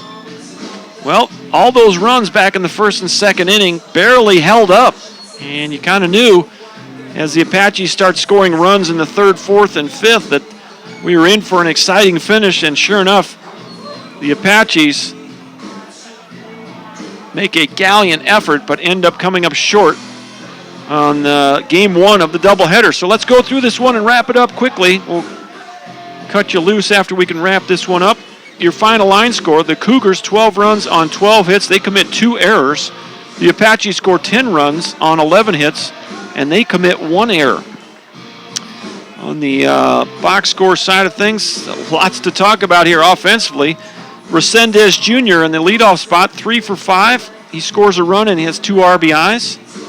And strange as it sounds, the only other multi-hit Cougar was Austin Johnson in the 9-hole. He was 2 for 4 with 2 RBIs and 1 run scored. On the Apache side of things, offensively, let's take a peek at their box score before we cut you loose. The Apaches only have 2 multi-hit players as well. Taylor Broadway, 2 for 3 with 2 runs scored and 4 RBIs. Of course, Broadway with a double and a homer in today's game, the big 3-run homer in the 4th. And the only other multi-hit Apache would be Jared Wells, 3 for 4 with 2 runs scored and an RBI out of the 9 spot. Everyone else with just 1 hit. Trahan did get a couple RBIs with a couple of sac flies, but that'll wrap things up here. The Apaches, someone just asked what they're ranked. They are ranked number 5 in the country right now in the NJCAA polls. So the Apaches go down 12-10, albeit they go down in dramatic fashion. Your final line score. So the winning pitcher is going to be Trey Luna. Trey Luna is going to go to 5-2 on the year. The losing pitcher will be Peyton Adams. He'll drop to 5-3. The Apaches, by losing this game, will drop their overall record to 27-15, and their Region 14 record will be 1-1. The Cougars will go to 24-19 on the year, and their record will go to 1-1 in Region 14 play. So that'll wrap things up. An exciting ball game in Game 1. It took us 3 hours and 3 minutes to finish this one up. A 7-inning ball game. So that's what you do when you score 22 runs in a 7-inning ball game. It takes you over 3 hours to complete it. We'll be off the air for about 20 minutes, and then we'll be back on with Game 2 of the doubleheader. It's also scheduled for a 7-inning ball game. So for the whole athletic department at Tyler Junior College, Dr. Tim Drain, Chuck Smith, Kelsey Weeks, this is Dr. John Groth, thanking all of you for your feedback during the game. We'll be back in about 20 minutes, and we'll do it all again. Until then, so long, everybody.